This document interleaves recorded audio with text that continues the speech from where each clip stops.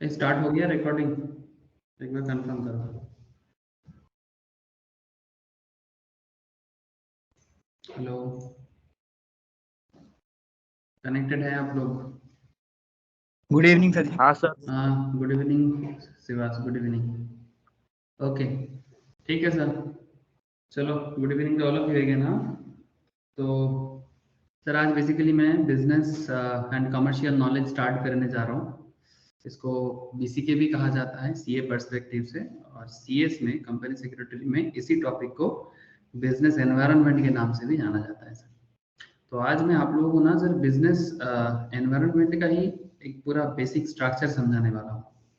And the most interesting part is that कि business environment को समझने के लिए आज एक सिंपल केस स्टडीज भी रखूंगा। ज़्यादा डेप्थ में नहीं जाना है सर, क्योंकि ज़्यादा डेप्थ में जाएंगे तो शायद थोड़ा सा बात इधर उधर का हो जाए, तो मैं वो नहीं चाहता। But at least in a simple sense, क्योंकि एक करंट फिनोमेना, एक करंट सिचुएशन है जो डिस्कस करना अच्छा रहेगा। अच्छा इन द सेंस कि ये किसी भी कंट्री का बिजनेस एनवायरनमेंट को अंडरस्टैंडिंग के लिए आपको हेल्प होगा। जैसे कि इससे पहले भी ऐसा सिचुएशंस जब श्रीलंका में हुआ था, आई होप आप समझ पा रहे हो कि मैं क्या कहना चाहता, कि क्योंकि करंट सिनारियो इन पाकिस्तान। हाँ सर, खबर सुना है कि नहीं सुना? हमारा सबसे करीब पड़ोसी क्या रहे? आप लोग खबर सुना है कि नहीं सुना है पाकिस्तान के बारे में? पाकिस्तान में क्या हुआ है, कुछ खबर है? पाकिस्तान की इकोनॉमी के बारे में, वहां पर इकोनॉमिक क्राइसिस स्टार्ट हो चुका है। खबर है कि नहीं है, इतना मुझे बता दो सर। कुछ सुने हो? साहिल, शिवास, दीपायन, अशीमा, एनीवन? आप लोग कुछ तो जानते होंगे कि पाकिस्तान में इकोनॉमिक क्राइसिस चल रहा है। टीवी न्यूज़ चैनल वाले तो दिमाग खराब कर रहा है ये सब बात कर करके। ऐसे ही पाकिस्तान सुनते ही लोग खबर देखता है। ठीक है, मैं पाकिस्तान के बारे में पॉलिटिक्स सुने हो? वगैरह लेकर ऐसा कुछ है। हाँ सर, एक्चुअली ठीक है, मैं पॉलिटिक्स में ज़्यादा नहीं जाऊंगा। ये एक कंट्री रिलेटेड मैटर है सर, चाहे सिचुएशन किसी का भी खराब हो। आज पाकिस्तान का हुआ है, पिछले दिन श्रीलंका का हुआ है, अभी भी श्रीलंका उस पॉइंट से अभी भी अपने आप को रिकवर नहीं कर पाया। जब भी इकोनॉमिक क्राइसिस होता है ना, तो इकोनॉमिक क्राइसिस का मतलब क्या है? मतलब बिजनेस एनवायरनमेंट में कुछ तो गड़बड़ है। ये जो चार्टर्ड अकाउंटेंसी में, कंपनी सेक्रेटरी में या कॉस्ट अकाउंटिंग में हम लोग ये जो टॉपिक या सब्जेक्ट्स वगैरह पढ़ते हैं, जिसमें हमें बिजनेस एनवायरनमेंट के बारे में सिखाया जाता है, समझाया जाता है, या सिर्फ एग्जाम पास करने के लिए? फिर एग्जाम तो पास करना है, वो तो बहाना है। बट एक्चुअल बहाना है रियल सिचुएशंस को फेस करना, रियल प्रॉब्लम को सॉल्व करना। बात समझ में आ रहा है sir? Real life problem solve करना और रियल सिचुएशंस को फेस करना एक बहुत इंपॉर्टेंट कॉन्सेप्ट है सर। मतलब बात कुछ ऐसा है कि अगर किसी भी कंट्री का बिजनेस एनवायरनमेंट प्रॉपरली मैनेज हो जाता है, ऐसे प्रॉपर मैनेज होना बहुत मुश्किल है, बट फिर भी एटलीस्ट किसी भी हद से आम आदमी को ज्यादा दिक्कत ना हो। ठीक है, जो आम आदमी मतलब जो कॉमन पीपल है कंट्री का। ठीक है, देखो सर, जो टॉप लेवल सेलिब्रिटीज लोग होते हैं, या फिर जो भी बड़े बड़े पॉलिटिशियंस होते हैं, या सुपर रिच कैटेगरी के जो लोग होते हैं, इनको दिक्कत होता है। बट ये नहीं कहूंगा कि किसी भी इंसान को दिक्कत होगा, बट ये दिक्कत को, प्रॉब्लम को किसी भी तरह से ना झेल सकता है। बट जब आम आदमी या कॉमन मैन पे इफेक्ट आता है ना, वो एक कंट्री के लिए बहुत ही चिंताजनक बात होता है। तो ये सब प्रॉब्लम को समझना business and commercial knowledge chapter में बहुत इंटरेस्टिंग होने वाला है। जैसे कि आपको मैं अगर पाकिस्तान का एक छोटा सा सिनारियो बताऊं, तो आपको समझ में आएगा कि वहां पर इन्फ्लेशन बहुत हाई हो गया है। ये जो मैंने वर्ड यूज किया, इन्फ्लेशन, है ना? अभी ये इन्फ्लेशन कहाँ देखने को मिलता है? ये इन्फ्लेशन बिजनेस एनवायरनमेंट में देखने को मिलता है। इन्फ्लेशन का मतलब क्या?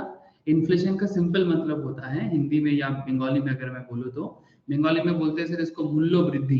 ठीक है, और हिंदी में बोले तो इसको बोलते हैं महंगाई। ठीक है, now the question is that कि ये जो इकोनॉमी में महंगाई आया है या मूल्य वृद्धि हुआ है, ठीक है, बहुत ज्यादा। मैं आपको एक स्टैटिस्टिक्स शो करता हूँ, आपको आइडिया लगेगा कि मतलब एक्चुअल सिचुएशंस क्या है, आपको आइडिया लग जाएगा सर। चलो मैं आपको स्क्रीन शेयर करता हूँ, प्लीज मुझे बताना स्क्रीन शेयर है कि नहीं आपके साथ।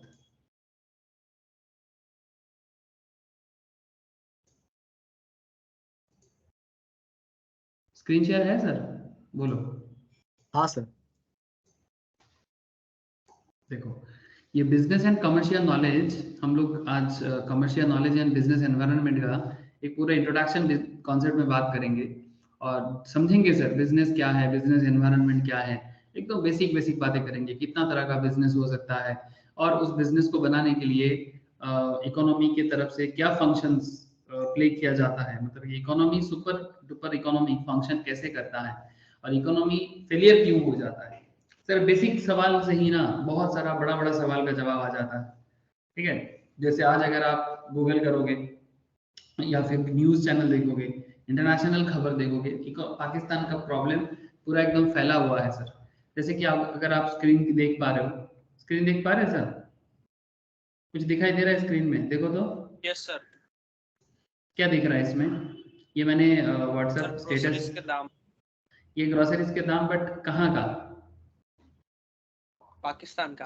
पाकिस्तान का, ठीक है। अब ये पाकिस्तान का ये ग्रोसरी का दाम ये बिजनेस टुडे से ही मैंने लिया था और ये इसका जो मेन सोर्स है ये पाकिस्तान ब्यूरो ऑफ स्टैटिस्टिक्स से लिया गया है सर, ठीक है। तो ये पाकिस्तान से ही लिया गया स्टैटिस्टिक्स है, क्योंकि पाकिस्तान का खबर तो पाकिस्तान से ही पता चलेगा ना। तो पाकिस्तान में प्याज का दाम देखिए आप, 2022 के जून के 6 तारीख को दाम था 36 रुपीज केजी, जैसे कि हमारे इंडिया जैसा ही हालत था, है ना। लेकिन मतलब इंडिया में तो ऐसा ही चलता है 25, 30, 35, 40 के आसपास होना ही चाहिए, इतना भी ज्यादा एनवायरमेंटल डिफरेंस नहीं है। मतलब अगर मैं जियोग्राफिक डिफरेंस के बारे में बात करूं तो बहुत ज्यादा फर्क नहीं है पाकिस्तान का जियोग्राफी और भारत की जियोग्राफी में। एक्चुअली कैसे होगा सर, पाकिस्तान तो भारत ही हुआ करता था, मतलब मेन जो एंसेस्टर है सब तो सेम ही है। अब चलो उसमें बात नहीं करेंगे, इतिहास को क्यों फालतू में इसमें खींचना। लेकिन आप जरा देखिए कि यहाँ पर ऑनियन का प्राइस को देखिए आप, ऑनियन 36.7, अभी देखो 220 टका केजी चल रहे हैं ऑनियन। अगर परसेंटेज चेंज देखो तो 500% महंगाई है, 500%। मजाक है क्या? 1 केजी प्याज का दाम 220 टका, मतलब सोनार का दाम, जैसे कि कोई गोल्ड के प्राइस में बिक रहा होगा। चिकन, ब्रॉयलर चिकन 210 चल रहा था, अभी 383 पल्स ग्राम, मतलब बेसिकली जो दाल वगैरह होता है, छोला वगैरह जो होता है, 150 की जगह करीब 220 230 का दाम चल रहा है। सॉल्ट मतलब नमक वाला, नमक 32 की जगह 50 टका केजी। मूंग पल्स 252, राइस बासमती 100 की जगह 150, बनाना 82 टका एक डजन की जगह 120। ऐसे 82 टका भी एक डजन बहुत ज्यादा है, फिर भी चलो ठीक है, लेकिन 120 हो गया अभी, मतलब एक केला का दाम 10 टका।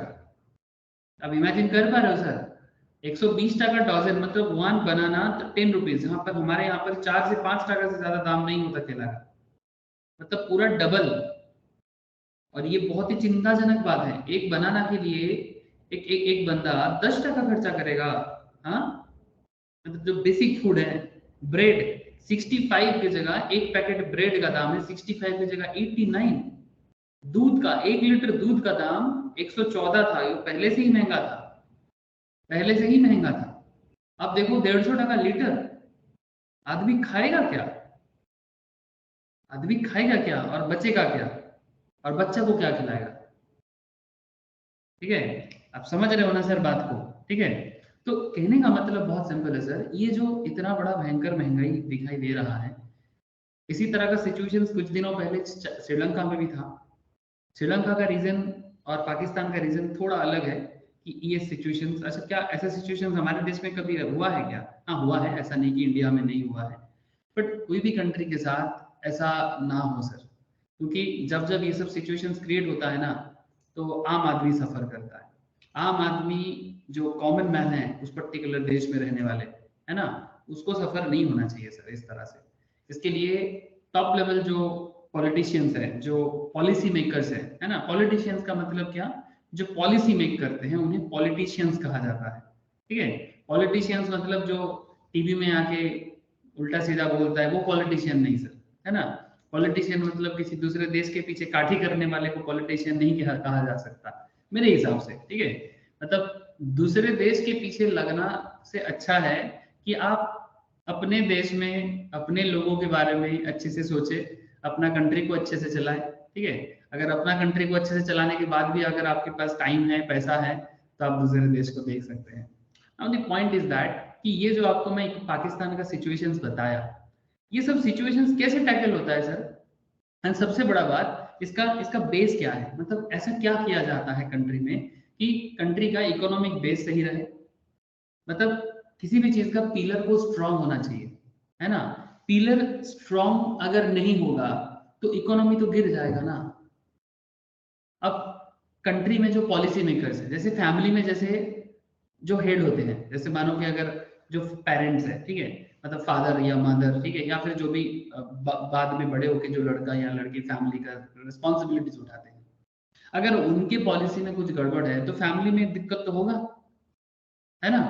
झगड़ा होगा, छोटा छोटा मैटर में डिस्प्यूट होगा, और फिर अगर वही चीज बढ़ता जाए तो बड़ा डिस्प्यूट भी हो सकता है, फिर फैमिली अलग हो जाते हैं। दो भाई थे, दो चार भाई था, सब अलग अलग हो जाते हैं, है ना? अब ये क्यों होते हैं? क्योंकि घर के बड़े का पॉलिसी में कुछ तो गड़बड़ है ना? अब इसके साथ साथ नेचुरल प्रॉब्लम आ सकता है। Natural problem in the sense, sir natural problem मतलब समझ रहे हो? डिजास्टर, ठीक है, कभी भी, जैसे मानो तूफान आ गया, फ्लड आ गया, हाँ ऐसा तो हो ही सकता है। मतलब एक तो सर हम लोग जो ह्यूमन का क्रिएट करने वाला प्रॉब्लम, ठीक है, ज्यादा प्रॉब्लम तो हम लोग अपनी जाती जिंदगी में, आम जिंदगी में हम लोग खुद ही क्रिएट कर लेते हैं, ठीक है, प्रॉब्लम है नहीं फिर भी प्रॉब्लम। और उसके साथ साथ जब ऊपर वाला प्रॉब्लम, मतलब नेचुरल प्रॉब्लम देता है, बोलना नहीं चाहिए ऊपर वाला प्रॉब्लम देता है, ऊपर वाला तो अपना क्रिएशन का काम करता है सर, मैं उसको क्या बताऊं। मतलब ये सृष्टि का एक कॉन्सेप्ट ही तो है ना, तोड़ना, ठीक करना। लेकिन लेकिन मतलब जो हम लोग एज एन ह्यूमन बीइंग जो गलती करते हैं, कम से कम वो तो ना करें। ऐसे पाकिस्तान का रिसेंट जो बड़ा प्रॉब्लम हुआ है, अगर मैं इसका रीजन ढूंढने जाऊँ, देखो सर, हम लोग बिजनेस में क्या क्या पढ़ने वाले हैं आपको दिखाई दे रहा होगा फ्लो चार्ट में। यहाँ पर हम लोग बिजनेस के बारे में जानेंगे सर, एकदम बेसिक बेसिक बात करेंगे कि इकोनॉमिक एक्टिविटी क्या है। जिस कंट्री में इकोनॉमिक एक्टिविटी खराब है, वो कंट्री क्या हो जाएगा? प्रॉब्लम में आ जाएगा, वो प्रॉब्लम को संभाल नहीं पाएगा। जैसे फैमिली, जो फैमिली इकोनॉमिक एक्टिविटी नहीं करता प्रॉपरली, वो फैमिली फाइनेंशियल क्राइसिस में गुजरता है, ये सर नो। जिस पर्टिकुलर फैमिली में लोग इकोनॉमिक एक्टिविटी नहीं करते, इकोनॉमिक एक्टिविटी मतलब रोजगार करने वाला, पैसा कमाने वाला एक्टिविटी, वेरी गुड सर, पैसा कमाने वाला एक्टिविटी, है ना? पैसा कमाने वाला एक्टिविटी करना चाहिए ना सर, क्योंकि वही तो है रोजी रोटी, जिसको हम लोग बंगाली में बोलते हैं रोजी रोटी, हिंदी में भी बोलते हैं, है ना? अब ये जो रोजी रोटी है ना, या फिर रोजी रोटी, बांग्लाते बोले रोजी रोटी, हिंदी में बोले रोजी रोटी। अब मतलब रोज का रोटी का जुगाड़, वो तो करना पड़ेगा, सबको करना पड़ेगा। रोटी से अगर कभी बासमती राइस मिल जाए तो भी अच्छा है, कोई दिक्कत नहीं है। जितना बेहतर अपने आप को बना सकते हैं, इंसान को बनना चाहिए, इंसान को भी बनना चाहिए, फैमिली को भी बनना चाहिए, कंट्री को भी बनना चाहिए, जितना अच्छा वो बन सकता है। मतलब रोटी की जगह अगर वो, एक रोटी की जगह अगर 10 रोटी कमा सकता है, 10 की जगह 100 रोटी कमा सकता है, 100 की जगह 1000 रोटी कमा सकता है, जितना रोटी कमाए उतना अच्छा। हाँ, वही सही होना चाहिए, मतलब डुप्लीकेट रास्ता से नहीं। जैसे डुप्लीकेट रास्ते से प्रॉब्लम क्या है ना, एक दिन कमा लोगे, 2 दिन कमा लोगे, 3 दिन कमा लोगे, चौथा दिन में ना डूब जाओगे, ठीक है? तो डुप्लीकेट रास्ता नहीं अपनाना चाहिए। और ऑनेस्टी से अपने आप को बिल्डअप करना चाहिए। ऑनेस्टी समझते हो? मतलब ये जो बिजनेस के बारे में जानेंगे सर, बिजनेस, प्रोफेशन, एम्प्लॉयमेंट, ये अलग अलग इकोनॉमिक एक्टिविटी है। अब ये कैसे बिजनेस करना होता है, कितना तरह का बिजनेस होता है, कैसे कैसे बिजनेस एनवायरनमेंट को सेटअप किया जाता है, प्रोफेशन, प्रोफेशन के बारे में क्या कॉन्सेप्ट है, एम्प्लॉयमेंट मतलब हम लोग जो जॉब जॉब चिल्लाते हैं उसके बारे में क्या कॉन्सेप्ट है, geographic and local and national level, multinational level scope क्या रहता है, बिजनेस कितना तरह का अलग अलग कॉन्सेप्ट में बनाया जा सकता है, ये सभी बातें करेंगे सर इकोनॉमिक एक्टिविटी।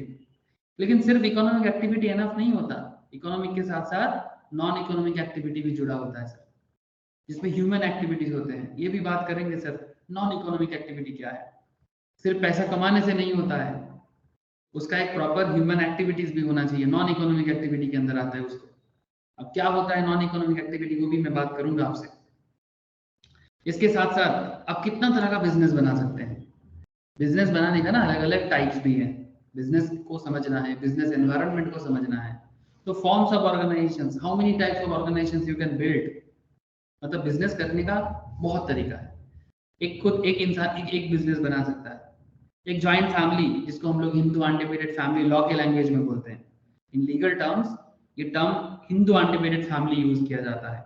अब आप कोई बोलेगा सर हिंदू वर्ड क्यों डाल दिया, कोई जात पात है क्या? कोई जात पात नहीं है, हिंदुस्तान है, ठीक है। देश का नाम है, देश की फैमिली के नाम से उसका नाम रखा गया है। लेकिन हाँ, इसका एक लीगल कॉन्सेप्ट है, क्योंकि हमारे इंडिया के अंदर जितना सारा रिलीजियन कॉन्सेप्ट बिल्डअप हुआ है ना, वो रिलीजियन कॉन्सेप्ट में हिंदू, सिख, जैन, बुद्धिस्ट, बेसिकली जो इंडियन लैंड से बिलोंग करता है, ये सारे के सारे फैमिली जो जॉइंट फैमिली कॉन्सेप्ट में अपने आप को डेवलप किया है, उनको इस बिजनेस कैटेगरी में रखा गया, एक्सेप्ट इस्लाम को। अब इस्लाम के साथ कोई दुश्मनी नहीं है यहाँ पर। बेसिकली इस्लाम का जो रूल है सर, जो पर्सनल रूल है, वो थोड़ा अलग है। इसलिए इस्लाम जॉइंट फैमिली होता है, लेकिन उसको इस पर्टिकुलर बिजनेस कैटेगरी में रखा नहीं है, ठीक है। बट हाँ, हिंदू अनडिवाइडेड फैमिली के अंदर सिख, जैन, बुद्धिस्ट वगैरह सभी कोई को रखा गया है। इसके पीछे मेन रीजन और कुछ नहीं है, ये चीज देखा गया है कि सिख, जैन, बुद्धिस्ट कॉन्सेप्ट जो भी है, ये एक्चुअली इंडियन लैंड से ही बिलोंग करते हैं, तो इनका कहीं ना कहीं कॉन्सेप्ट सब सेम है, मतलब एक्चुअली सेम जो वेद का जो कॉन्सेप्ट है पुराने जमाने का, उसी कॉन्सेप्ट से बिलोंग किया है। और फैमिली मेंबर के बीच में क्या रिलेशन है, बिजनेस का क्या किसको मिलेगा, कौन इसका भाग कैसे लेगा, वो जो कॉन्सेप्ट है, वो कॉन्सेप्ट के कारण हिंदू अनडिवाइडेड फैमिली में इस्लाम या मुस्लिम को फैमिली को रखा नहीं गया, बाकी नॉर्मल है सर। तो फिर वो फैमिली कहाँ जाएगा सर? वो फैमिली कोई भी बिजनेस में आ सकते हैं, सोल प्रोप्राइटरशिप कर ले, इंडिविजुअल कॉन्सेप्ट में आ जाएगा, पार्टनरशिप कर सकता है, एलएलपी कर सकता है, कंपनी बना सकता है, मतलब ये लीगली मैं बता रहा हूँ आपको, ठीक है। कोई जात पात का मैटर नहीं है सर, कोई धर्म विरोधी बात नहीं है एकदम, ये जस्ट एक लीगल कॉन्सेप्ट है जो बिजनेस लॉ में भी पढ़ाया जाता है, इनकम टैक्स में भी पढ़ाया जाता है, ठीक है। ठीक है, ये सब आगे आगे चर्चा होगा सर कि कितना तरह का बिजनेस ऑर्गेनाइजेशन बिल्डअप करने का हमारे पास मौका है। बात समझ रहे हो ना? मतलब बिजनेस सेटअप करने का ना अलग अलग तरीका है, इंडिया में कैसे कैसे हम लोग बिजनेस बना सकते हैं उसके बारे में। और जो बिजनेस पुराने जमाने से चल रहा है, जैसे कि ये जॉइंट फैमिली बिजनेस, जिसे Hindu undivided family joint family business को जिस नाम से बोला जाता है सर, ठीक है। तो ये सब कॉन्सेप्ट बहुत पुराना है, कोई कोई बिजनेस तो सर 100, 200, 300, 400, 500 साल भी पुराना होगा। अगर जड़ ढूंढा जाए तो शायद मतलब 1000 साल पुराना भी मिल जाए आपको, ठीक है। मतलब उतना पुराना ढूंढना थोड़ा मुश्किल हो जाता है, बट मतलब इतना पुराना कॉन्सेप्ट में फैमिली बिजनेस इंडिया में चलता है सर, ठीक है। तो ये सब डिटेल्स में बात करेंगे कि कितना तरह का बिजनेस ऑर्गेनाइजेशन या बिजनेस सेटअप हमारे देश में पॉसिबल है। ये बेसिकली एक लॉ का कॉन्सेप्ट है, बट हम लोग ज्यादा लॉ में बात नहीं करेंगे, जितना जरूरी है उतना बताएंगे यहाँ पर। बाकी बातें तो सर हम लोग बिजनेस लॉ क्लास में, पार्टनरशिप एक्ट में पढ़ेंगे, एलएलपी एक्ट में पढ़ेंगे, कंपनी एक्ट में पढ़ेंगे, ये सब तो एक्ट में पढ़ना ही होता है, ठीक है। तो कहने का मतलब इतना है सर कि एक कंट्री का जो बिजनेस सिनारियो है, उस सिनारियो को प्रॉपरली सेटअप करना बहुत जरूरी होता है, ठीक है। मतलब अगर सिनारियो को प्रॉपरली सेट ना किया जाए तो दिक्कतें होंगी।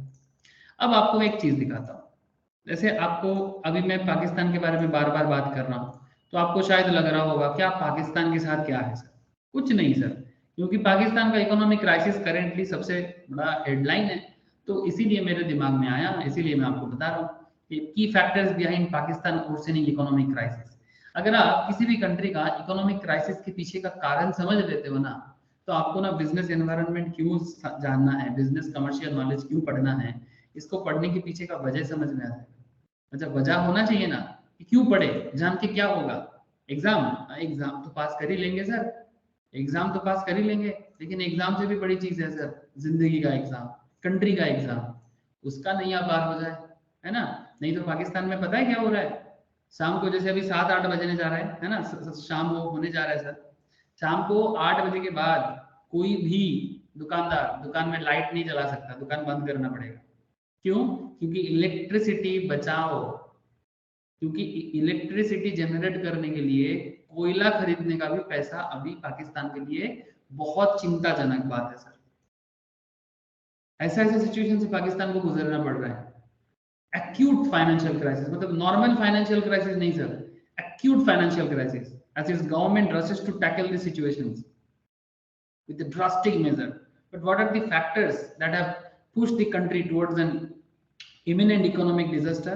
And here is all you need to know. थोड़ा सा बता देते हैं आपको, ताकि आपको रियल सिचुएशंस का एक आइडिया लग जाए कि सिर्फ किताबी बात नहीं है सर, ठीक है। मतलब हर चीज किताब से जोड़ने का कोशिश करते हैं सर, लेकिन किताब में जो हम लोग पढ़ते हैं ना, उसका कहीं ना कहीं कनेक्शन रियल लाइफ के साथ बहुत जोर का है। अलार्मिंग फाइनेंशियल क्राइसिस, माउंटिंग डेब्ट। अच्छा, पाकिस्तान का लोन बहुत है, इसके पीछे भी रीजन है। ठीक है, पाकिस्तान खुद अपना प्रॉब्लम सॉल्व करने के बजाय हर बात में बाहर कंट्री से, ठीक है, कभी अमेरिका के पास, कभी रशिया के पास, कभी चाइना के पास। हाँ, ज्यादातर केस में अमेरिका पहले था, अभी चाइना हुआ है उसका, अब चाइना के बाद अभी रशिया के पीछे पड़ा है कि मुझे पैसा दे दो। ठीक है, और इतना पैसा तो कोई ऐसे नहीं देगा, लोन देगा, और इतना उसका डेब्ट बढ़े जा रहा है सर। मतलब पुराना, और आईएमएफ के पास, इंटरनेशनल जो बैंक है ना sir, IMF, international monetary fund, आप लोग शायद सुने होंगे सर ये सब बातें, वर्ल्ड बैंक, ठीक है, ये सब वर्ल्ड बैंक या इंटरनेशनल मॉनेटरी फंड जैसे ऑर्गेनाइजेशंस जो दुनिया भर के कंट्री को लोन वगैरह प्रोवाइड करता है, इनके पास भी इनका डेब्ट बहुत ज्यादा हो चुका है। तो ये भी फर्दर न्यू लोन रिपे मतलब नहीं दे पा रहे, क्योंकि वो पुराना लोन ही रिपे नहीं कर पाया। The country could face A total economic collapse without an immediate bail out package. मतलब इतना ज्यादा खतरनाक है कि मतलब कोई पैकेज अगर कोई ना दे, ठीक है, अगर कोई कंट्री या कोई इंटरनेशनल ऑर्गेनाइजेशन अगर इनको पैकेज ना दे तो कंट्री मतलब इसका चलना मुश्किल है सर, ये खुद ही खुद को संभाल नहीं पाएगा। Pakistan economic crisis continue to worsen as country struggle to cope up with mounting डेब्ट। इसका इंटरनेशनल डेब्ट बढ़े जा रहा है, inflated energy, import cost, dwindling forex reserve, global inflation, political instability and sustain drop in GDP growth. GDP growth कम हो जा रहा है। समझ में आ रहा है सर बात? हेलो, बात समझ में आ रही है कि नहीं आ रहा है? बोलो। हाँ सर। Yes sir. ठीक है, तो अलग अलग मतलब कॉन्सेप्ट यहाँ पर समझ में आ रहा है सर, कि जो अल्टीमेटली मतलब पाकिस्तान का बिजनेस एनवायरनमेंट में खतरा बना हुआ है। अब देखो, drastic major like ordering shopping, मतलब shopping mall, restaurant, wedding halls, market to shut down early, जल्दी बंद कर दो भाई, क्योंकि इतना पैसा नहीं है इलेक्ट्रिसिटी चलाने का। ये जो शॉपिंग मॉल चलाने के लिए बहुत इलेक्ट्रिक का खर्चा होता है। hoping that it would save the nations around 273 million और 62 बिलियन पाकिस्तानी रुपी टुवर्ड्स एनर्जी इंपोर्ट। मतलब अगर ये करने से पाकिस्तान का 62 बिलियन पाकिस्तानी रुपी में या 273 मिलियन डॉलर में इंपोर्ट कम हो जाएगा। मतलब बाहर बाहर के कंट्री से जो इनको एक कोयला वगैरह लाना पड़ता है ना, वो लाने का जरूरत नहीं पड़ेगा। बात समझ रहे हो ना सर? मतलब कितना चिंताजनक बात है। among other moves, और क्या कर रहे हैं पाकिस्तान कंट्रोल करने के लिए? All government departments in the country have been asked to reduce electricity consumption by 30%. While Pakistan economy has been out of shape consistently for the past few years and cash-strapped nations, मतलब ये भी इनके पास cash नहीं है। Financial problem further aggravated in 2022. सबसे ज्यादा problem बढ़ा 2022 में। चाइना के पास लोन भरा पड़ा है, कॉकटेल बन चुका है। मतलब इतना माउंटिंग डेब्ट, मतलब लोन का लोन पे लोन बने जा रहा है सर, इतना लोन इंटरनेशनल मार्केट में। तो मेन प्रॉब्लम क्या है? बेस लेवल बिजनेस एनवायरनमेंट में प्रॉब्लम है। मैं आपको न्यूज पढ़ के इसलिए सुना रहा हूँ ताकि आप ये सब चीजें समझो, देखो, जानो, और फिर जाके अपने कंट्री में, अपनी कंट्री सोसाइटी में, अपने स्टेट में, अपने अब जहां भी रहते हो आपको वहां का भी प्रॉब्लम समझ में आ जाए। बस एक पाकिस्तान का पाकिस्तान तो बस एक बहाना है जानने के लिए। और ऐसे इंटरनेशनल खबर जानना चाहिए। आप लोग कोई नॉर्मल बंदा नहीं होना सर, आप लोग CA में हो, ठीक है, तो फिर आप लोगों को तो डिटेल्स में जानना चाहिए कि क्या चल रहा है, क्यों चल रहा है। और इंस्टीट्यूट खुद बताते हैं कि आप लोगों को ये सभी चीजें के बारे में नॉलेज गैदर करना चाहिए। और एक प्रॉब्लम, मतलब एक तो प्रॉब्लम था ही, मतलब वो बोलते हैं ना जले पे नमक छिड़ाने वाला, नॉर्मल प्रॉब्लम तो था ही, बिजनेस बेसिक सेगमेंट में तो प्रॉब्लम था, उस पे जले पे नमक छिड़ाने के लिए कौन आ गया, मतलब और जलन देने के लिए। 2022 में जून से अक्टूबर में पाकिस्तान में भयंकर बाढ़ आया सर, फ्लड। और इसके कारण जो मतलब जो बेसिक जो फूड है वो उसमें प्रॉब्लम, और उसका इफेक्ट 33 मिलियन पीपल को, मतलब ऑलमोस्ट 3 से 4 करोड़ पीपल पे आया सर, जिसका मतलब वैल्यूएशन है ऑलमोस्ट $30 बिलियन का। और ज्यादा इतना फ्लड होने के कारण अब बेसिक फूड के लिए भी पाकिस्तान को इंपोर्ट के भरोसे रहना पड़ रहा है। समझ रहे हो बात को? इंपोर्ट के भरोसे। इंपोर्ट मतलब विदेश से खाना आएगा या फूड रिलेटेड आइटम आएगा तो ही जाके पाकिस्तान अपने आप को चला सकता है। 2.8 बिलियन का ट्रेड डेफिसिट है। मतलब एक्सपोर्ट तो जितना करता है पाकिस्तान, ऐसे भारत को भी एक्सपोर्ट करता है, उससे ज्यादा इंपोर्ट करना पड़ता है। 2.8 बिलियन का ट्रेड डेफिसिट है।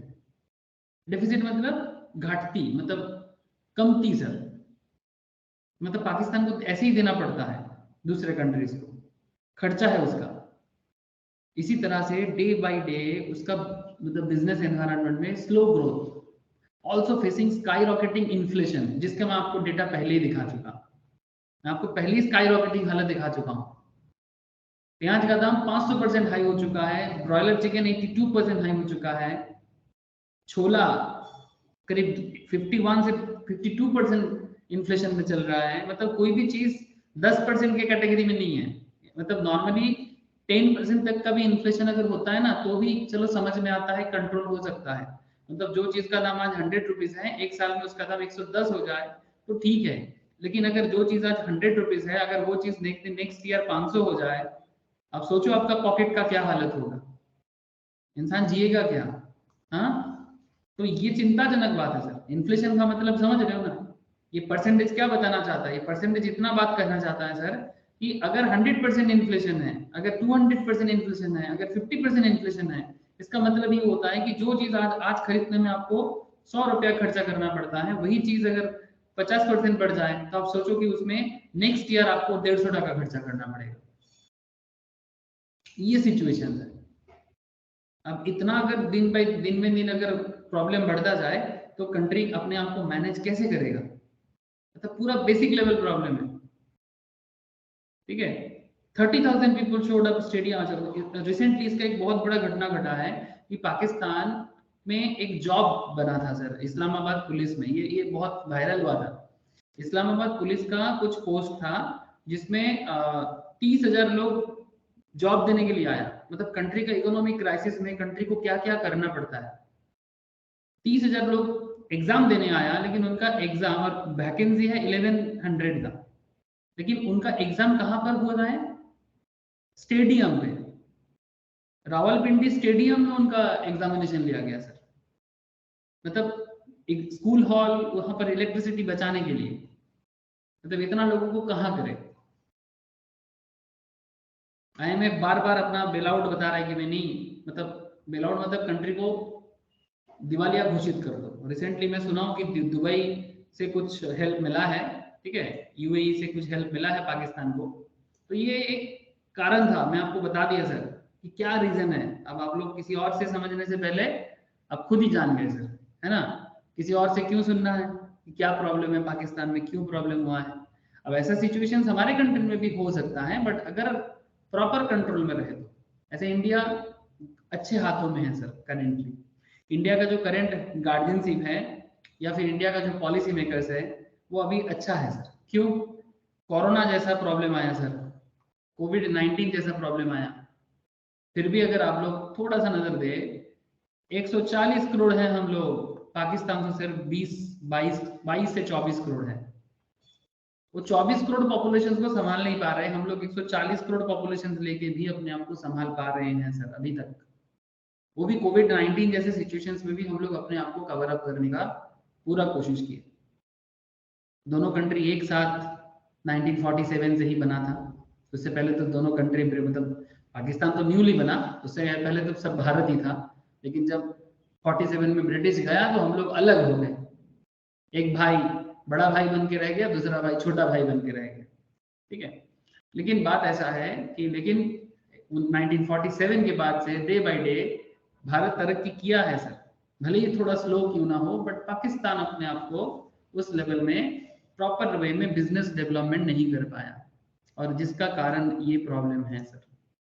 अब ये जस्ट आपको मैं कुछ बेसिक आइडिया देने का कोशिश किया कि क्या होता है एक कंट्री का बिजनेस, प्रॉपर बिजनेस एनवायरनमेंट।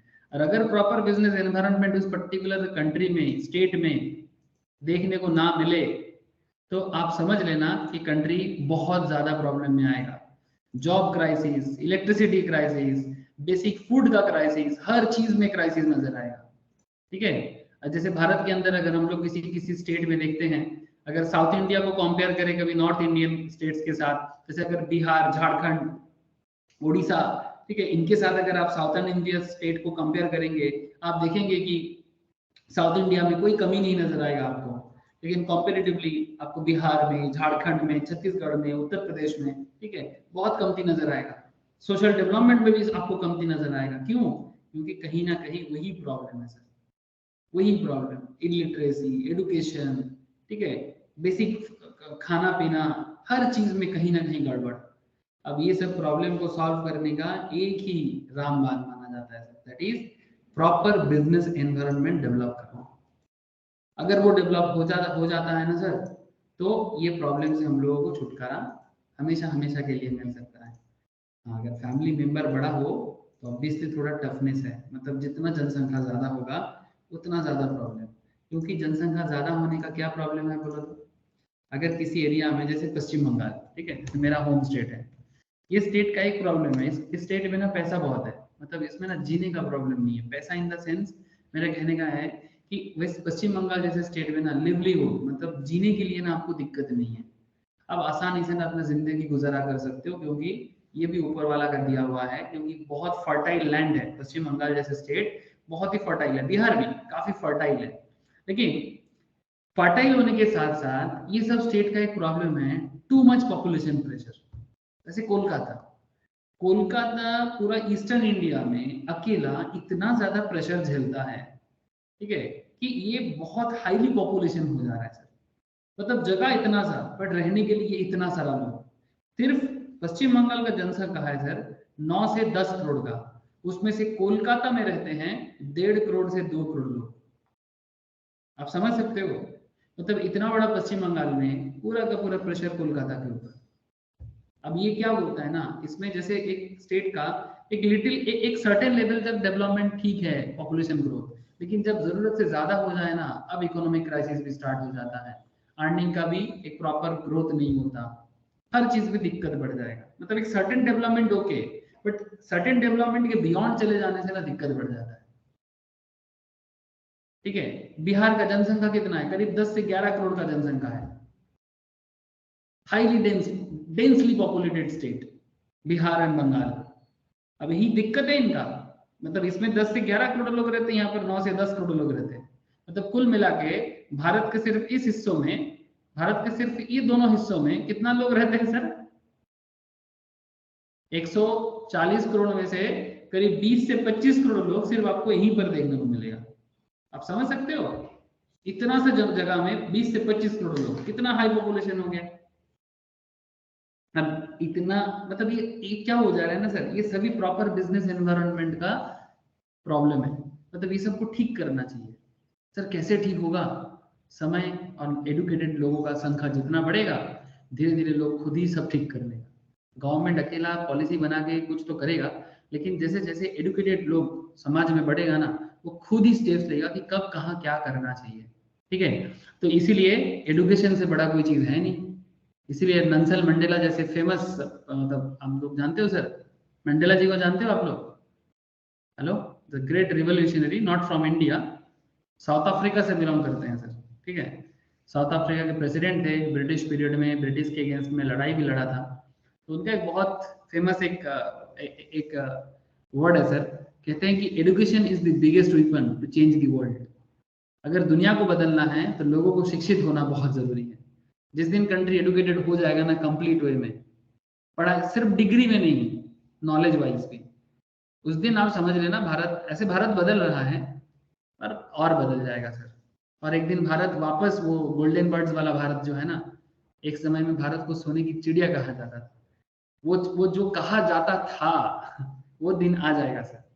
लेकिन उसके लिए हम सभी को, जो कॉमर्स में है कॉमर्स फील्ड में, जो साइंस फील्ड में साइंस का, जो आर्ट्स में है या ह्यूमैनिटीज में, हर एक फील्ड में डेवलपमेंट होना चाहिए।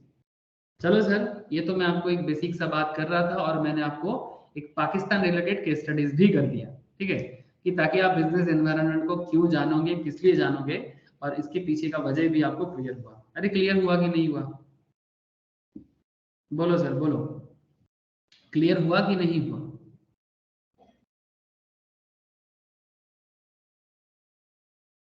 कनेक्टेड हो सर आप लोग? ओके सर, अब आगे देखते हैं सर कि हमें ये कमर्शियल नॉलेज में या बिजनेस एनवायरनमेंट में क्या क्या चीजें जानना पड़ेगा।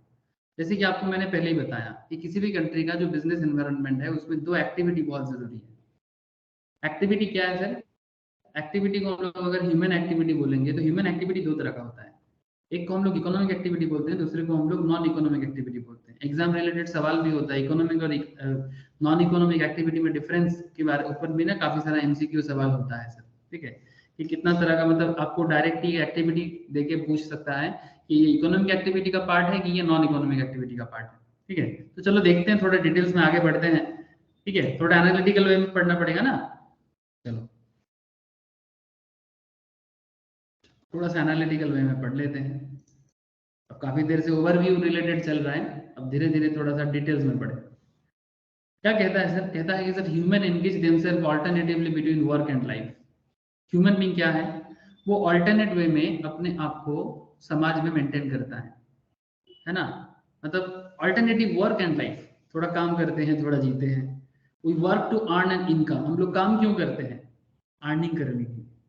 वी स्पेंड, हम लोग खर्चा भी करते हैं, एंड ऑल्सो सेव, हम लोग खर्चा करने के साथ साथ कुछ बचाते भी हैं। ऐसा नहीं कि जो इनकम करते हैं वो पूरा खर्चा कर देते हैं। अगर हम लोग 100 टका कमाते हैं दिन का, तो 100 में से हम लोग कोशिश करते हैं कि चलो 50 टका का कुछ स्पेंडिंग करते हैं और 50 का रख लेते हैं। 50 तो हो नहीं पाएगा, 80 टका स्पेंड करते हैं, 20 रुपीज सेव कर लेते हैं, है ना। ऐसा तो कर ही सकते हैं, 20% सेव कर सकते हैं, 80% खर्चा करना पड़ेगा जीने के लिए। ठीक है, तो income for the sustains of self and family. अब इनकम क्यों करते हैं लोग? सस्टेन मतलब जीना है, जीना है sir, survival. Income for the sustains of self and family, खुद के लिए और परिवार के लिए। और ये जो प्रोसेस है, ये जो अपने लिए जीना, परिवार के लिए जीना, यही तो सब कुछ है सर। इंसान अपने लिए जीते हैं, परिवार के लिए जीते हैं, थोड़ा सा ब्रॉड कैटेगरी में सोचे, समाज के लिए जीते हैं, जो थोड़ा महान व्यक्ति होते हैं। कुछ लोग और महान होते हैं जो अपने राज्य के लिए जीते हैं, कुछ लोग और महान होते हैं जो देश के लिए जीते हैं, कुछ लोग और महान होते हैं जो दुनिया के लिए जीते हैं, कुछ लोग और महान होते हैं जो ब्रह्मांड के लिए जीते हैं। कुछ समझ में आ रहा है सर? हाँ सर, ये ब्रह्मांड के लिए जो लोग जीते हैं ना, इनको हम लोग भगवान, अल्लाह, ये सब नाम दे दिए। ठीक है, जो पूरा ये पूरा समाज, ये पूरा संसार को चलाने वाले, ठीक है, पृथ्वी, आकाश, वायु, ठीक है, इनको हम लोग एक गॉड, अल्लाह, भगवान का नाम दे देते हैं, है ना। जो थोड़ा उनसे नीचे है, ठीक है, उनको हम लोग जो, जैसे जो बेसिकली भगवान के नीचे है थोड़ा, मतलब जो दुनिया को बांध के रखने का काम कर रहा है। ठीक है, जैसे अगर मैं एक नाम बता सकता हूँ आपको, गौतम बुद्धा। ठीक है, तो गौतम बुद्धा जैसे इंसान, या रिसेंटली क्लब जान गया, स्वामी विवेकानंद जैसे महान इंसान का भी नाम लिया जा सकता है। ये लोग क्या किया सर, भगवान का बोला हुआ जो भी जिंदगी जीने का तरीका है, उनको दुनिया के सामने बोलते हैं कि इस तरह से जियो। ठीक है, इस तरह से जीने से आप भगवान के पास पहुंच सकते हो। ठीक है, तो जिसको कोई पैगंबर भी बोलते हैं, कोई बोलते हैं कि मैसेंजर, कोई बोलते हैं कि हम ही भगवान हैं। ठीक है, तो मतलब ये जो अलग अलग तरीका होता है ना, मतलब ये अलग अलग स्तर पे महानता है सर।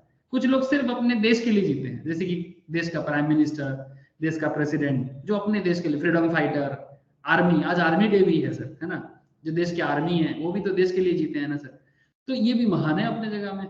जैसे एक एक बहुत फेमस फ्रीडम फाइटर है, बहुत सारे हैं, जैसे कि अपना विक्रम बात्रा जी, ठीक है, जो कारगिल वार में, ठीक है। फिर एक बहुत ही फेमस इंसान है, मुझे उसका नाम तो याद आ रहा है, पर किस पर्टिकुलर पर्पस में हुआ था याद नहीं आ रहा है। पाकिस्तान के साथ ही कोई वार हुआ था, हरभजन सिंह बोल के कोई एक जन है सर, क्रिकेटर वाला नहीं सर। उनका कारगिल में एक मेमोरियल है, जिसको लोग, मतलब आज मंदिर बन गया वो, मतलब लोग वहां पर उनको श्रद्धा जाने, मतलब ज्ञापन करने के लिए जाते हैं।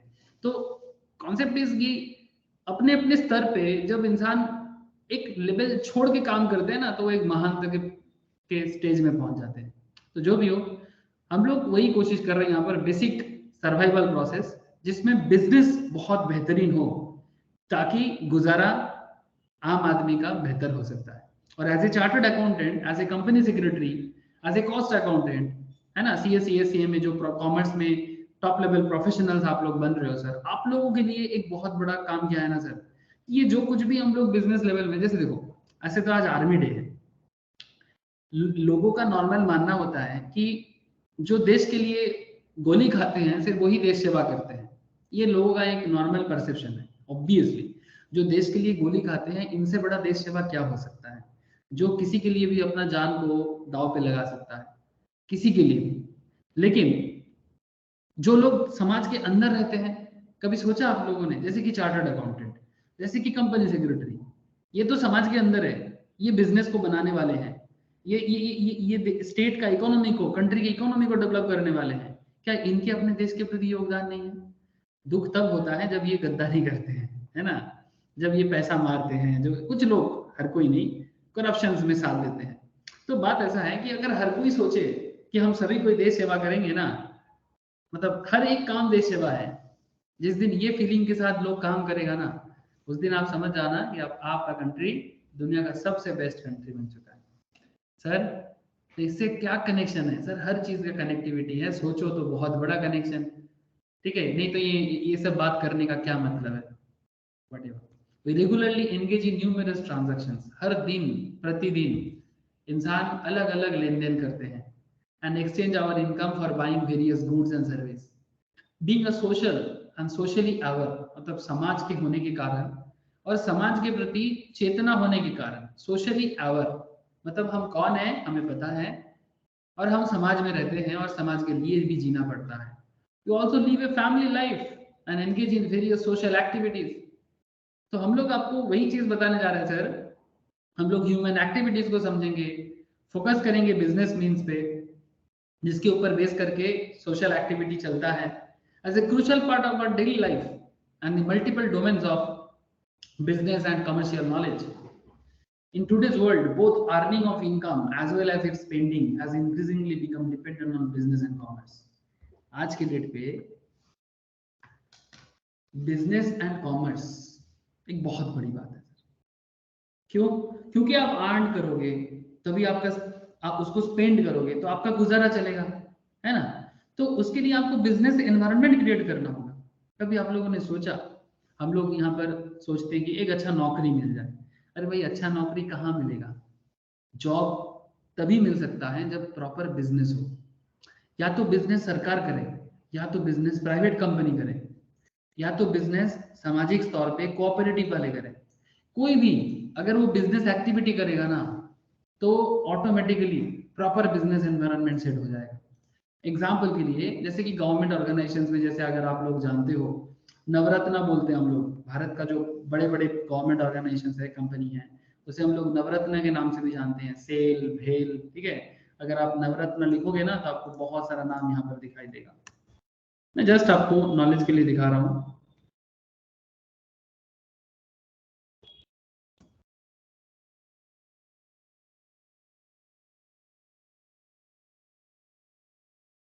एक पूरा लिस्ट मिलेगा आपको नवरत्न कंपनीज। ये देखो सर, ये देखो, SCI, HAL, RINL, EIL, NMDC, भेल, NBCC, OIL, MTNL, conquer, NALCO, REC, NLCL, PFC, government of India का, ठीक है। अब चाहो तो डिटेल्स में बाद में रिसर्च कर लेना, ठीक है। ये भारत का करंट नवरत्न कंपनी, ठीक है। अब धीरे धीरे नवरत्न 9 से 14 हो चुका है, ठीक है। बट आप चाहो तो उसका डिटेल्स बाद में देख सकते हो। तो मेरा कहने का मतलब है कि चाहे वो स्टेट गवर्नमेंट हो, चाहे वो सेंट्रल गवर्नमेंट हो, किसी ना किसी तरीके से हमारे लिए अच्छा ऑर्गेनाइजेशन डेवलप करें, जहां पर कुछ ना कुछ रियल लाइफ प्रॉब्लम सॉल्व हो रहा हो।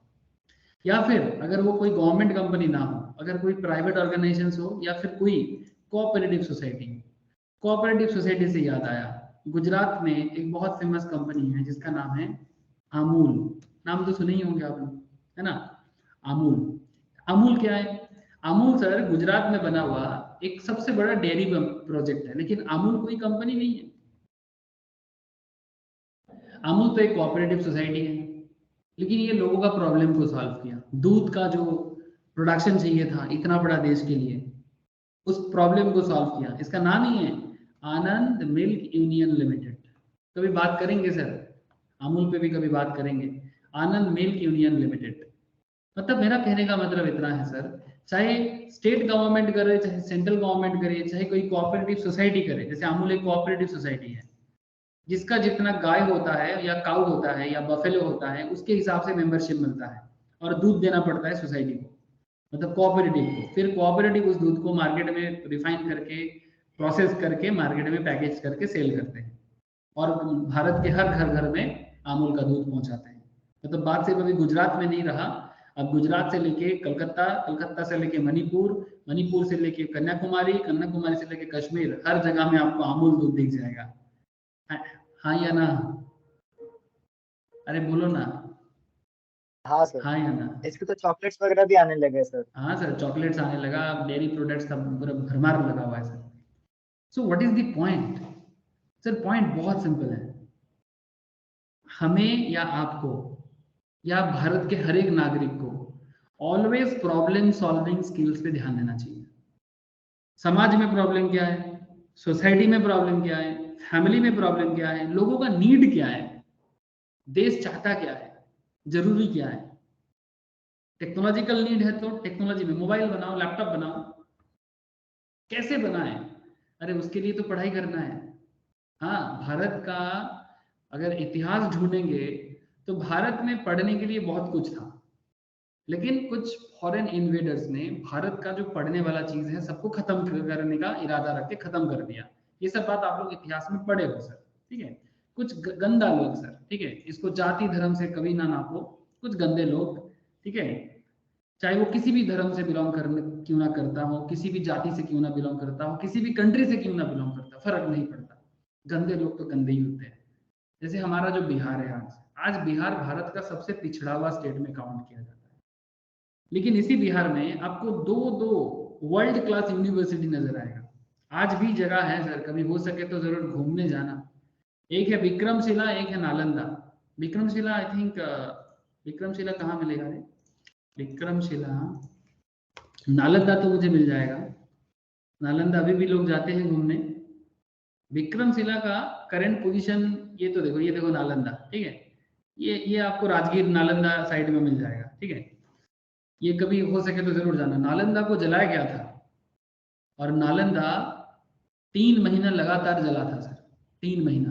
मतलब एजुकेशनल सोर्स का बात कर रहा हूं मैं, एजुकेशनल सोर्स बहुत था हमारे पास। तक्षशिला जो दुनिया का सबसे पहला यूनिवर्सिटी है, जो आज पाकिस्तान में है, मतलब इस्लामाबाद के पास ही है सर। और है सर विक्रमशिला, विक्रमशिला भी यहीं पर है सर, कहीं तो है यहीं पर। मैं बस आपको दिखा रहा हूं कि अभी ये सब तो खत्म हो चुका है, बट एक जमाना था जब ये सब जगह ना, मतलब क्या बताऊं आपको। विक्रमशिला विश्वविद्यालय, हाँ ये भी बिहार में ही है, विक्रमशिला भी बिहार में ही है आज का, समझ रहे हो सर। मतलब वो अभी तो उसका ओरिजिनल दिख नहीं रहा है मुझे, बट आपको दिख जाएगा, आप गूगल करोगे तो, सर्च करोगे तो बिहार में ही दुनिया का बड़ा बड़ा यूनिवर्सिटी हुआ करता था। मतलब आज बिहारी लोग, मतलब बिहारी आज एक बहुत ही, क्या बोलूं सर, पिछड़ा हुआ कॉन्सेप्ट में काउंट होता है, बट बिहारी एक जमाने में सबसे सुपीरियर क्वालिटी में काउंट होता था। तो सीरियसली मैं कभी कभी सोचता हूँ कि ऐसा डिटोरिएशन होना ही नहीं चाहिए, है ना। जैसे बंगाली, एक जमाने में क्या उनका नाम था सर, अब तो बंगाली में वो प्राउड नहीं आ रहा है सर। जो भी हो, दिन दिन वे दिन डिटोरिएट हो रहा है। तो इंसान अपने कर्म से जाने जाते हैं, सोसाइटी भी अपने कर्म से जाने जाते हैं। तो जो भी हो, कर्म कांड अच्छा हो तो अच्छा होगा, कर्मकांड अच्छा नहीं हो रहा है तभी प्रॉब्लम बढ़ रहा है sir, what ever. But I hope you understand कि बिजनेस सिचुएशंस तभी अच्छा हो सकता है जब नॉलेज डेवलप हो। जैसे अगर मैं चाइना के साथ इंडिया का प्रॉब्लम को देखूं, आप जानना चाहोगे? India China export import comparison, ठीक है, मैं देखता हूं, अगर मुझे मिल जाए तो मैं आपको जरूर दिखाऊंगा। इंडिया टुडे का एक बहुत अच्छा एक रिपोर्ट आया था, ठीक है। उस रिपोर्ट में गजब का बताया गया था और एकदम बिल्कुल अच्छा था रिपोर्ट।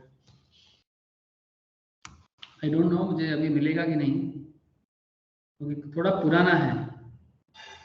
मतलब चाइना अपने आप को दिन में दिन कैसे डेवलप किया, और उसके डेवलपमेंट के पीछे का मेन रीजन है सर उसका कर्मकांड, ठीक है, कि क्यों चाइना हमसे बेहतर हो गया।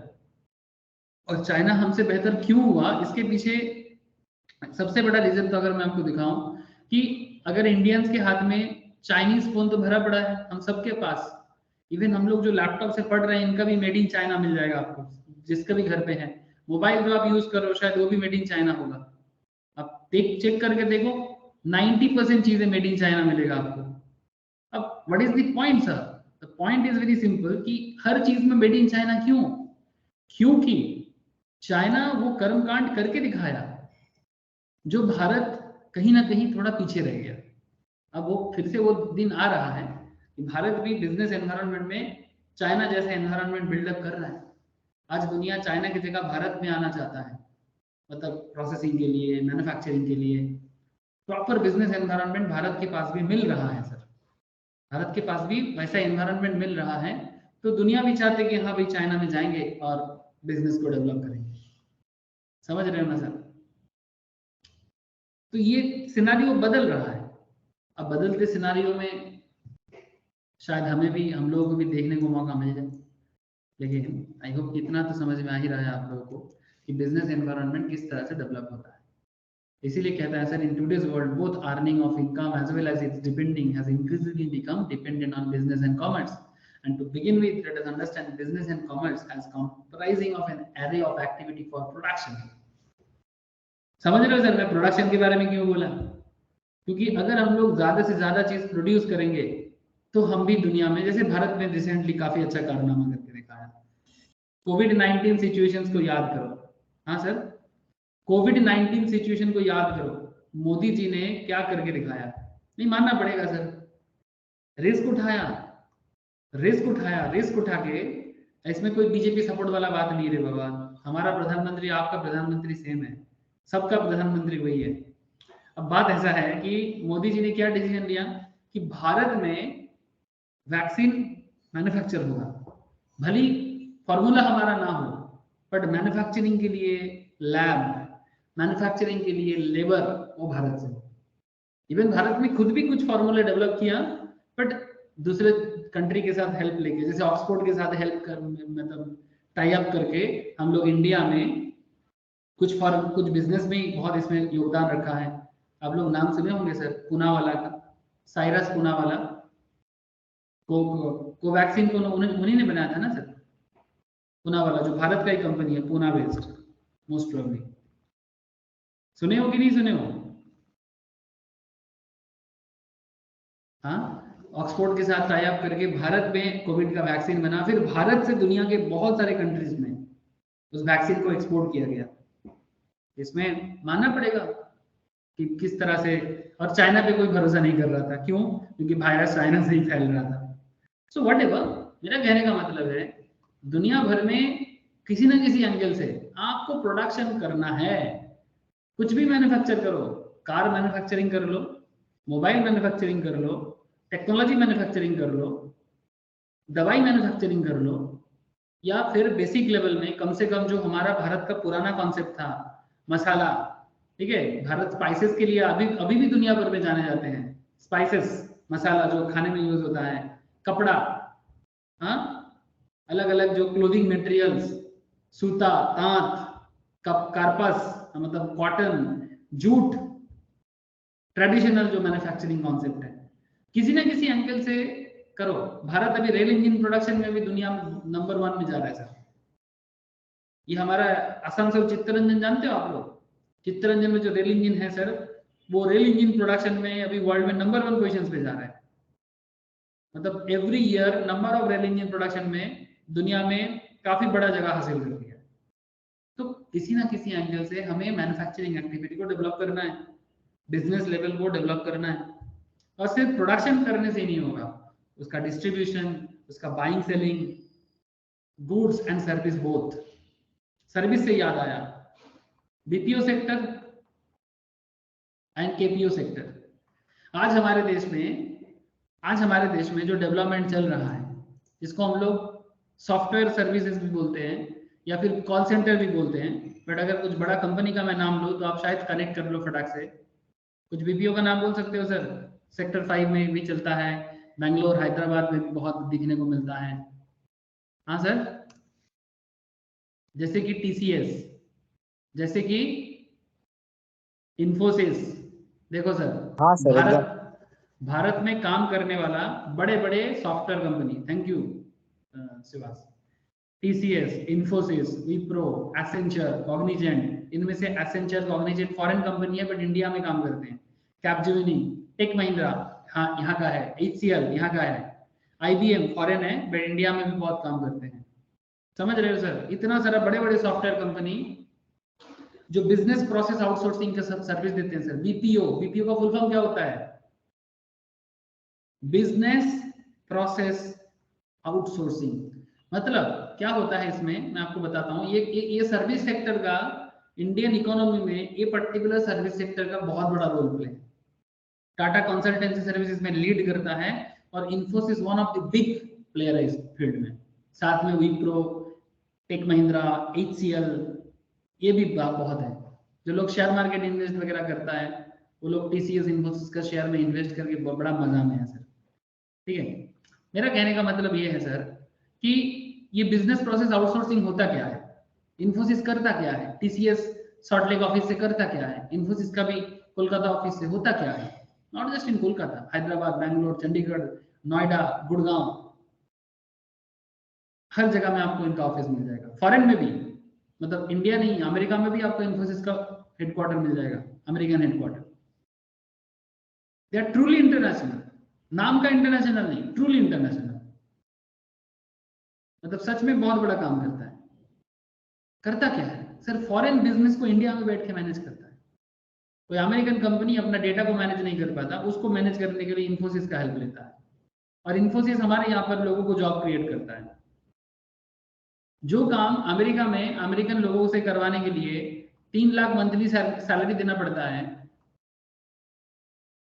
अमेरिकन कंपनी का मानना है कि भाई इतना 3 लाख पर मंथ का सैलरी नहीं दे सकते हम लोग, उससे जगह एक काम करते हैं, भारत के इन्फोसिस कंपनी को काम दे देते हैं।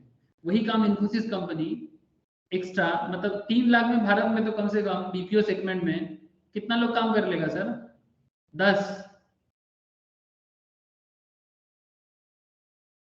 25 उससे से 30। ज्यादा। हाँ चलो थोड़ा सा स्टैंडर्ड रखते हैं, 30,000 करके ले लेते हैं। हाँ 30,000 करके जॉब दे दो, 10 जन काम कर लेगा। क्योंकि ये देखो यहाँ पर पॉपुलेशन हाई है ना, 30 हजार में भी लोग काम करेगा, बिल्कुल करेगा।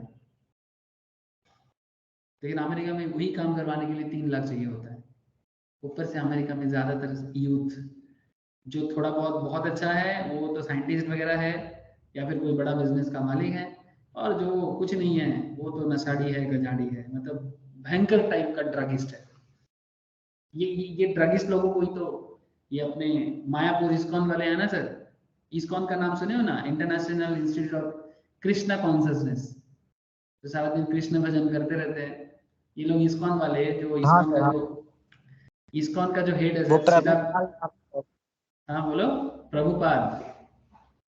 प्रभुपाल नाम से है सर। हाँ सुना सर, है मैंने। श्रीला प्रभुपाद। ठीक है, इन्होंने क्या किया था, ये भी बहुत महान इंसान है सर, मतलब ग्रेट सेंट में आते हैं सर। इन्होंने अमेरिका में जाके अमेरिकन यूथ को, मतलब अमेरिकन प्रेसिडेंट पागल हो रहा था कि इतना सारा ड्रगिस्ट यूथ को लेके क्या करेगा।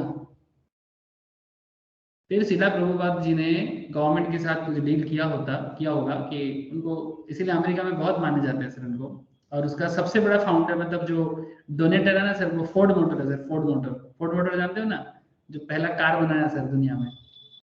ठीक है, जिसका गाड़ी के लिए आज भी लोग पागल होते हैं, फोर्ड मोटर ही चलाते हैं, इतना समझ लो। मतलब इस्कॉन का सबसे बड़ा मतलब जो ट्रस्ट में से एक है, मतलब ट्रस्ट जो है ना वो अमेरिका में से है, और फोर्ड मोटर चलाते हैं, जिसका हेडक्वार्टर कोलकाता में अपना मायापुर में है सर, मायापुर नोदिया। ठीक है, और बाकी पूरा भारत में इस्कॉन का है। मतलब बेसिकली मैं इस्कॉन का नाम इसलिए लिया कि ये अमेरिकन यूथ जो है ना, ये इतना ड्रग का नशा करता था, आज भी करता है, लेकिन उन दिनों इन नशाड़ी लोगों को बोला कि भाई तुम लोग को ड्रग छोड़ो, तुम लोग ड्रग छोड़ के कृष्णा भजन करो, इसमें जो रस मिलेगा ना वो ड्रग्स में नहीं मिलेगा। और उसमें उन लोगों को कन्वर्ट किया, और कन्वर्ट करके लोगों को भक्ति का राह दिखाया। भक्ति समझते हो? भक्ति इन द सेंस, मतलब एक ऐसा, मतलब जो करुणा में भर देता है अंदर को, नशा वगैरह सब भूल जाके सिर्फ भगवान को भक्ति करेगा। और वही लोग आज उनका सबसे बड़ा मेंबर बन गए।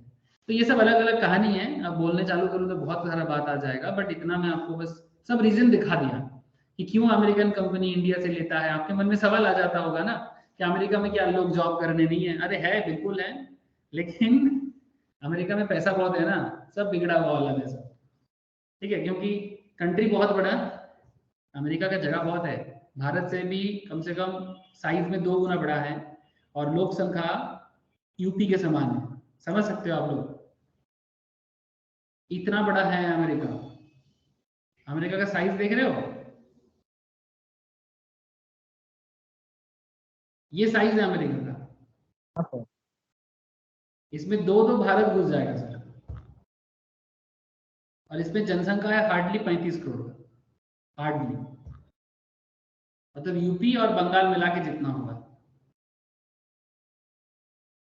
तो लोक संख्या बहुत कम है, इसलिए यहाँ पर ना लोगों के पास पैसा का कमती नहीं है, एसेट का कमती नहीं है, काम करने की इतना इच्छा नहीं है, और जितना भी है हाई चार्ज करेगा, तो अमेरिकन कंपनी बोलते कि भाई हम सस्ता में करेंगे, और इंडिया में ऐसे भी दिमाग वाले लोग हैं, वही काम 3 लाख वाला काम यहाँ पर 30,000 में हो जाएगा, समझ रहे हो?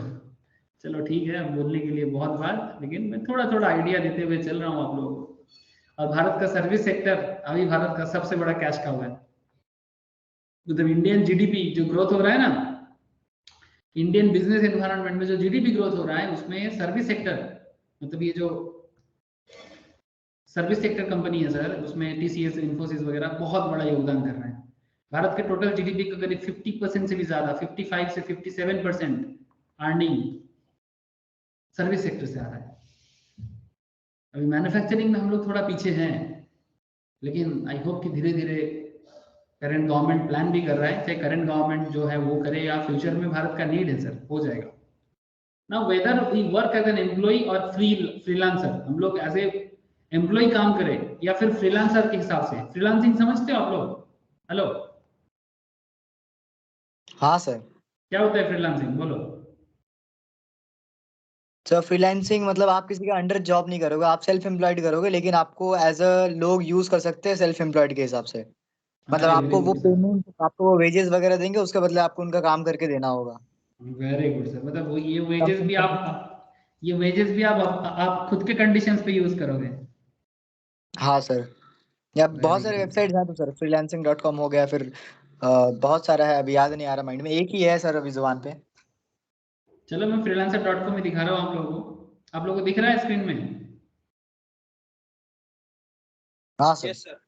ये देखो सर, ये आज के डेट में ऑनलाइन जॉब के लिए बहुत ही इंटरेस्टिंग एक कॉन्सेप्ट है। ऐसे फ्रीलांस का मतलब सिर्फ ऑनलाइन नहीं, कोई भी काम अगर आप जानते हो, कोई भी पर्टिकुलर स्किल्स अगर आपको है, तो आपको किसी के पास नौकरी करने का जाने का जरूरत नहीं है। आप घर बैठे रहो, वो बंदा खुद आएगा आपके पास काम लेके, भाई मेरा ये काम करके दे दो, और आप उसको फ्रीलांस वे में करके दोगे, बदले में आप अपना जो फीस है वो चार्ज करोगे। एग्जाम्पल के तौर पे मैं आपको दिखा रहा हूँ, ये एक new way of employment concept है सर, मतलब नौकरी नहीं करना है किसी के पास, लेकिन लोगों को जरूरत है। जैसे एग्जाम्पल के लिए मैं आपको एक ग्राफिक डिजाइनर का बात कर रहा हूँ, या लोगो डिजाइनर, या राइटर, या इंटरनेट मार्केटिंग स्पेशलिस्ट, ठीक है, ठीक है, डिजिटल मार्केटर, कुछ भी, या फिर कोई अकाउंटेंट, ठीक है, कोई लॉयर, देख पा रहे हो आप यहाँ पर फाइनेंशियल एक्सपर्ट, चलो फाइनेंशियल एक्सपर्ट देखते हैं। अगर मैं यहाँ पर देखूँ, ये देखो यहाँ पर कुछ फाइनेंशियल एक्सपर्ट का आपको डेटा नजर आ रहा होगा, देख पा रहे सर? साहिल के, साहिल, साहिल को आवाज आ रहा है, रशीद, रशीद, डेविड एम, फैजल, पाकिस्तान से बहुत लोग काम करता है, क्योंकि पाकिस्तान में नॉर्मल जॉब है नहीं ना। आइजैक एम, जॉर्ज एम, चलो थोड़ा प्रोफाइल देखते हैं। अटरी ब्रदर्स, इनको देखते हैं क्या बोलते हैं अटरी। देखो क्या क्या करके देगा, सब बता के रखा है यहाँ पर, ये अपना प्रोफाइल लेके रखा है। पर आवर $25 लेगा, कराची पाकिस्तान से है, ठीक है। देख पा रहे हो सर, मैं आपको बोला ना पाकिस्तान से बहुत लोग काम करते हैं, क्योंकि नॉर्मल पाकिस्तान में तो जॉब वगैरह है नहीं, तो जितना लोग थोड़ा स्किलफुल होते हैं ना, वो अपना अपना स्किल यूज करके ऑनलाइन से ही कमा लेते हैं, अच्छा करते हैं इस पे, पाकिस्तानी का में बहुत अच्छा रोल प्ले है, मतलब करते हैं ये लोग। ये देखो ये कुछ क्या क्या किया है यहाँ पर लिखा है, और क्या कर सकता है वो भी दिखा है, क्या क्या क्या कर सकता है, ये अपना अपना डिटेल्स दिया है यहाँ पर, ठीक है। Top skills, graphic design, logo design, Photoshop, Illustrator. Financial expertise का कुछ नहीं है क्या? सब मिल जाता है थोड़ा सा ढूंढने से।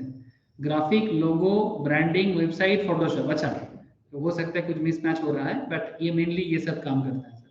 ठीक है, अब जिनको जॉब चाहिए, देखो 99% जॉब कंप्लीट किया है। अगर किसी को जॉब देना है ना, मतलब मानो कि आप चाहते हो कि एक ग्राफिक बनाना है, एक लोगो डिजाइन करना है, कोई वेबसाइट डेवलप करना है, आप अगर आपको लगता है कि आप अटारी ब्रदर्स से काम करवाना चाहते हो, तो आप इनको ऑनलाइन में इनवाइट कर सकते हो। ठीक है, और अपना जो भी प्रोजेक्ट है उसे पोस्ट कर सकते हो। अगर आप यहाँ पर जॉब ढूंढना चाहते हो तो आप यहाँ पर देख सकते हो कि कैसे कैसे जॉब पोस्ट रहता है। क्रिएट अ प्लगइन और customize WooCommerce plugin to come the travel agency. एक ट्रैवल एजेंसी वेबसाइट बनाने के लिए यहाँ पर जॉब ऑफर है। यहाँ पर $30 से $250 आपको पेमेंट मिल सकता है। ठीक है, अब यहाँ पर बीट करना पड़ेगा। अगर आप स्किलफुल बंदे हो तो आप अपने आप को इस पर्टिकुलर फ्रीलांस साइट में ज्वाइन होके आप यहाँ पर बीट कर सकते हो। ठीक है, लेकिन वो कॉमर्स का काम जानना चाहिए। नॉर्मली जो वर्डप्रेस के थ्रू से ही काम हो जाता है, बेसिक वेबसाइट डेवलपर का। काफी लोग सर मतलब इस तरह का काम को अपने साइड जॉब के हिसाब से करते हैं। ठीक है, अच्छा, design of a small shop for points of sale fresh meat. ठीक है, कुछ इस तरह का अलग अलग चीजें, logo, balloon store, 3D back office, काफी सारे काम मिलता है सर। और यहाँ पर इसका आप देख पा रहे हो। लेकिन हाँ, ऐसा नहीं कि आज ज्वाइन करोगे काले मिल जाएगा, थोड़ा सा समय लगता है। और जो भी चार्जेस होता है, ये फ्रीलांसर जो है ना, ये आपसे कुछ मतलब बेसिकली कुछ चार्ज करेगा। और फिर अगर मानो कि $30 का मैटर है, तो $30 में से मानो $2 ये काटेगा। एक सिस्टम बता रहा हूँ, बाकी $28 शायद आपके हाथ में मिलेगा। ठीक है, तो इस तरह से होता है। अब बाकी बाद में मैं कभी आप लोगों को फ्रीलांसिंग के बारे में और कभी बताऊंगा। बट इतना है कि आप कोई भी स्किल्स में, अगर स्पेशली ऑनलाइन स्किल्स वगैरह जो आजकल सबसे टॉप चलता है, जिसका काम कंप्यूटर के थ्रू से हो सकता है। ठीक है, अफ्रीकन अफ्रीकन नेशंस में क्योंकि एजुकेशन बहुत कम है, वहाँ का जो भी बड़े बिजनेसेस है ना, वो ज्यादातर केस में फ्रीलांस के थ्रू से ही काम करवाता है। आपको क्या बताऊं सर, हम लोग भारत में रहते हैं, यहाँ पर तो इतना सारा स्किलफुल काम और इतना लो कॉस्ट में हो जाता है कि हमारे यहाँ पर लोगों को जरूरत ही नहीं पड़ता है। लेकिन जो कंट्री में काम करने के लोग नहीं है, या फिर काम करने के लिए नॉलेज नहीं है, वो कंट्री के लोग कैसे काम करवाता है, उनको फ्रीलांस चाहिए। तो अगर आप इंडिया से हो, अगर आपको लगता है कि मैं फुल टाइम जॉब नहीं करूंगा, कोई स्पेशल स्किल डेवलप करके ऑनलाइन घर बैठे बैठे काम करना चाहूंगा, आप कर सकते हो। ऐसे अपवर्क बोल के एक बहुत बड़ा कंपनी है जो इस फील्ड में सबसे नामी है सर, अपवर्क बोलते हैं उसको। फ्रीलांसर से भी ज्यादा बड़ा कंपनी है। जो भी हो, समझ में आया कि नहीं आया?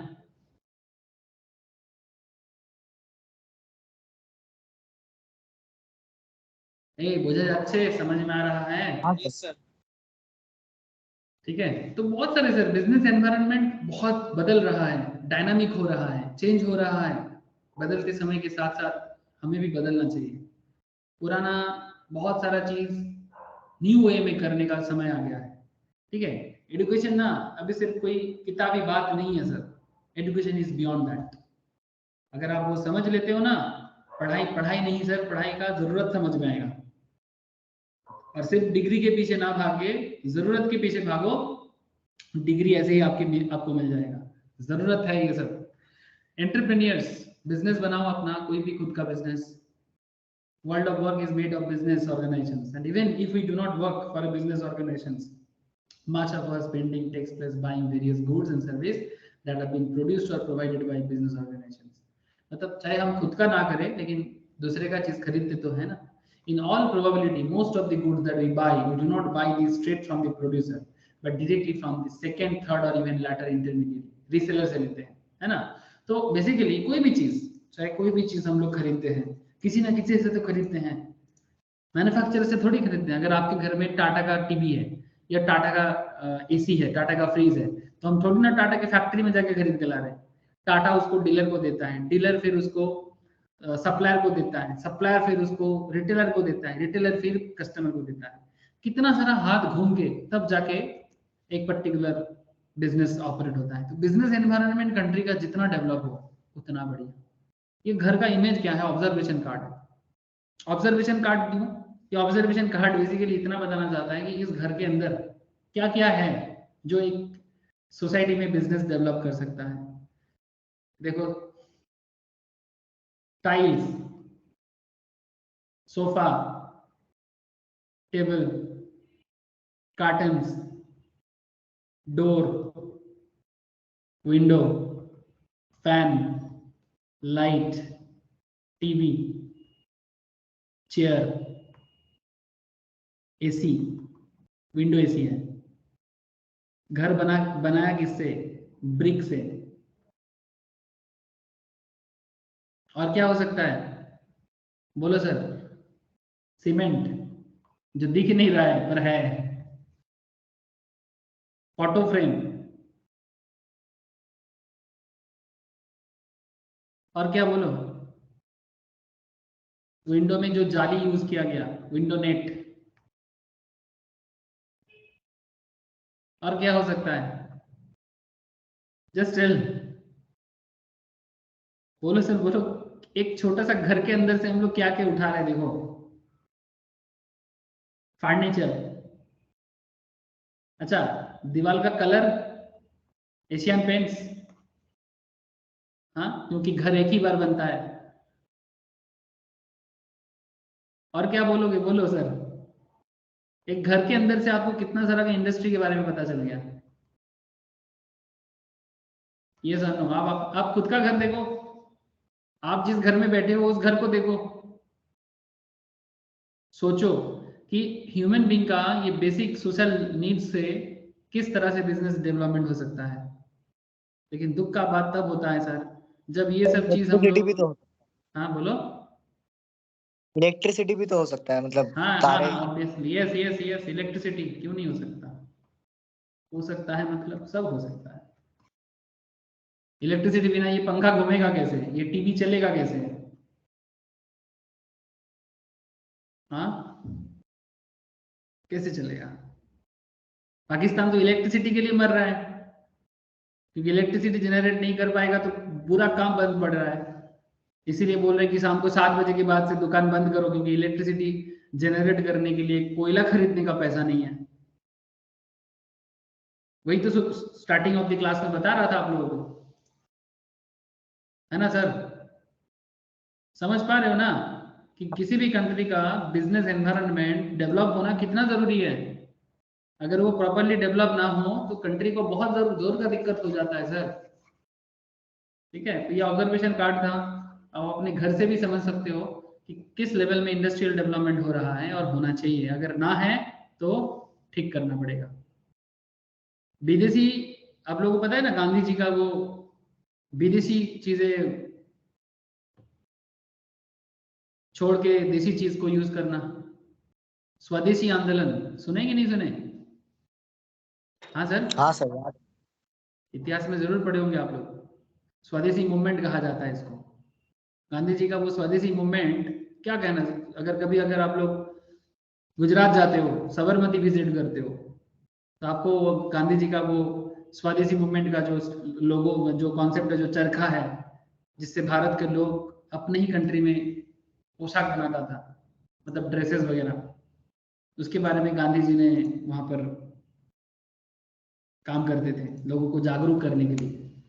क्यों? क्योंकि ब्रिटिशर्स हमें लूटता था। हमारा स्वदेशी जो इंडियन कॉटन प्रोडक्ट, जो कॉटन दुनिया भर में बहुत जाना जाता था। बांग्लादेश, जो आज का बांग्लादेश है, तब बंगाल हुआ करता था, मतलब पश्चिम बंगाल बांग्लादेश मिलके। यहाँ का एक बहुत ही फेमस कपड़ा माना जाता है सर, मॉस्लिन बोलते हैं उसको। ठीक है, आज भी बांग्लादेश कपड़ा के लिए बहुत फेमस है। ठीक है, आज भी दुनिया भर के बड़े बड़े कंपनी बांग्लादेशी कपड़ा यूज करता है, बांग्लादेश का चीजें बना यूज करता है मैन्युफैक्चरिंग पे। लेकिन वो दिन नहीं रहा सर, जो एक जमाने में दुनिया बंगाल को मतलब याद करता था, वो दिन नहीं है। लेकिन फिर भी है। मॉस्लिन कपड़ा, हमारा मॉस्लिन कपड़ा लेके बाहर चला जाता था, हमारा सिल्क का कपड़ा लेके बाहर चला जाता था। और उनका उनका जो पॉलीलीन, टेरिलीन, ये सब, मतलब जो बेसिकली सिंथेटिक टाइप ऑफ चीजें, सस्ता वाला प्रोडक्ट हमारे देश में लोगों को लाके बेचता था। मतलब हम लोग भी इतना गधा हुआ करता था कि हमें यही नहीं पता था कि हमारा चीज का कितना कीमत है और वहां का उनका चीज का कितना लो क्वालिटी है। और इंडियन वेदर में हम लोग कॉटन पहन के छोड़ के टेरिकॉट पहनेंगे? यहाँ तो गर्मी है। ठंडे देश में टेरिकॉट पहनो, कोई दिक्कत नहीं है, क्योंकि वहां पर उतना पसीना नहीं है। हमारे देश में टेरिकॉट पहनेंगे तो चमड़ा में रोग हो जाएगा सर। फिर भी विंटर 2-3 महीना ठीक है, दिसंबर जनवरी हार्डली, बाकी टाइम तो गर्म है। यहाँ पर अगर हम लोग टेरिकॉट पहनेंगे स्किन डिजीज हो जाएगा। लेकिन वही तो हो रहा था, और उसके साथ साथ पूरा का पूरा पैसा विदेश जा रहा था, क्योंकि हमारा चीज तो ब्रिटिश लोग हमसे छीन के जबरदस्ती विदेश में भेज देता था, हमें कुछ नहीं मिलता था। तब हुआ था स्वदेशी मूवमेंट, मेक इन इंडिया। आज जो मोदी जी भी बोल रहे हैं मेक इन इंडिया, बहुत पुराना बात है sir. So very simple concept कि भारत में बनाओ, जो चाहिए देश में बनाओ। सिर्फ जॉब जॉब ना करके सोशल प्रॉब्लम सॉल्व करने के पीछे यूथ को सोचना चाहिए कि हम जहां रहते हैं यहाँ क्या नीड है। चाकरी क्या, चाकरी क्रिएट करना चाहिए, जॉब क्रिएटर बनना चाहिए। मतलब अगर आप सच में जानना चाहते हो कि सर हमारे देश में क्या जरूरत है, तो मैं तो इतना बोलूंगा सर, मेरा जो ऑब्जर्वेशन है, अगर 10 बच्चे को जॉब चाहिए, अगर 10 स्टूडेंट्स आज के डेट में ग्रेजुएट हो रहा है, और 10 स्टूडेंट्स अगर ग्रेजुएट हो रहा है, आउट ऑफ 10 में से एटलीस्ट 1 स्टूडेंट जॉब क्रिएटर होना चाहिए। मतलब जो जॉब क्रिएट करेगा, ताकि इसके पास बाकी 9 लोग काम कर पाए। और ये प्रॉब्लम जब तक सॉल्व नहीं होगा तो भारत का अनएम्प्लॉयमेंट इशू कभी खत्म नहीं होगा। चाहे कितना भी मोदी आए, मोदी के बाद फिर कोई और आए, फिर कोई और आए, फिर कोई और आए, पॉपुलेशन तो और बढ़ेगा। आज भारत 140 करोड़ है, कुछ साल बाद भारत 160 करोड़ भी हो जाएगा, फिर देखते देखते कभी 200 करोड़ भी पहुंच जाएगा। मतलब अनएम्प्लॉयमेंट सिनेरियो और बढ़ेगा, कम नहीं होगा। लेकिन प्रॉब्लम सॉल्व करने के लिए एक तो पॉपुलेशन में रोक टोक लगना चाहिए सर। फैमिली के पर फैमिली बेसिस में एक से ज्यादा चिल्ड्रन तो होना नहीं चाहिए। दूसरा बात है कि हर 10 में से एक बंदा इंटरप्रेन्योर होना चाहिए। मतलब जॉब ढूंढने वाला नहीं, जॉब क्रिएटर वाला लोग चाहिए, हर 10 में से एक बंदा एटलीस्ट। अगर ऐसा हो तो 100 में से 10 बंदा बिजनेस क्रिएट करेगा तो बाकी 90 लोगों को काम मिलेगा। लेकिन ये सिनारियो अभी कैसा है जानते हो? अभी 1 करोड़ में शायद एक जॉब क्रिएटर है, 1 करोड़ में शायद एक जॉब क्रिएटर है, अभी ऐसा हालत है, या फिर 10 लाख में शायद एक है। ठीक है, तो ये प्रॉब्लम सॉल्व होना जरूरी है। I hope you understand sir कि बिजनेस एनवायरनमेंट हमें क्या सिखा के जा रहा है, क्या क्या एक्टिविटी कर सकते हैं। सर आप मैन्युफैक्चरर बन जाओ, आप ट्रेडर बन जाओ, चाहे डोमेस्टिक हो या फॉरेन, मतलब विदेश में भी ट्रेड कर सकते हो, या फिर कॉमर्स करो जो ओवरऑल बिजनेस एक्टिविटी को हेल्प करता है। सर्विस इंडस्ट्री, सर्विस इंडस्ट्री को ही कॉमर्स कहा जाता है सर। एग्जाम्पल के लिए मैं आपको समझा देता हूँ कि मैन्युफैक्चरिंग, ट्रेडिंग एंड कॉमर्स में क्या फर्क है।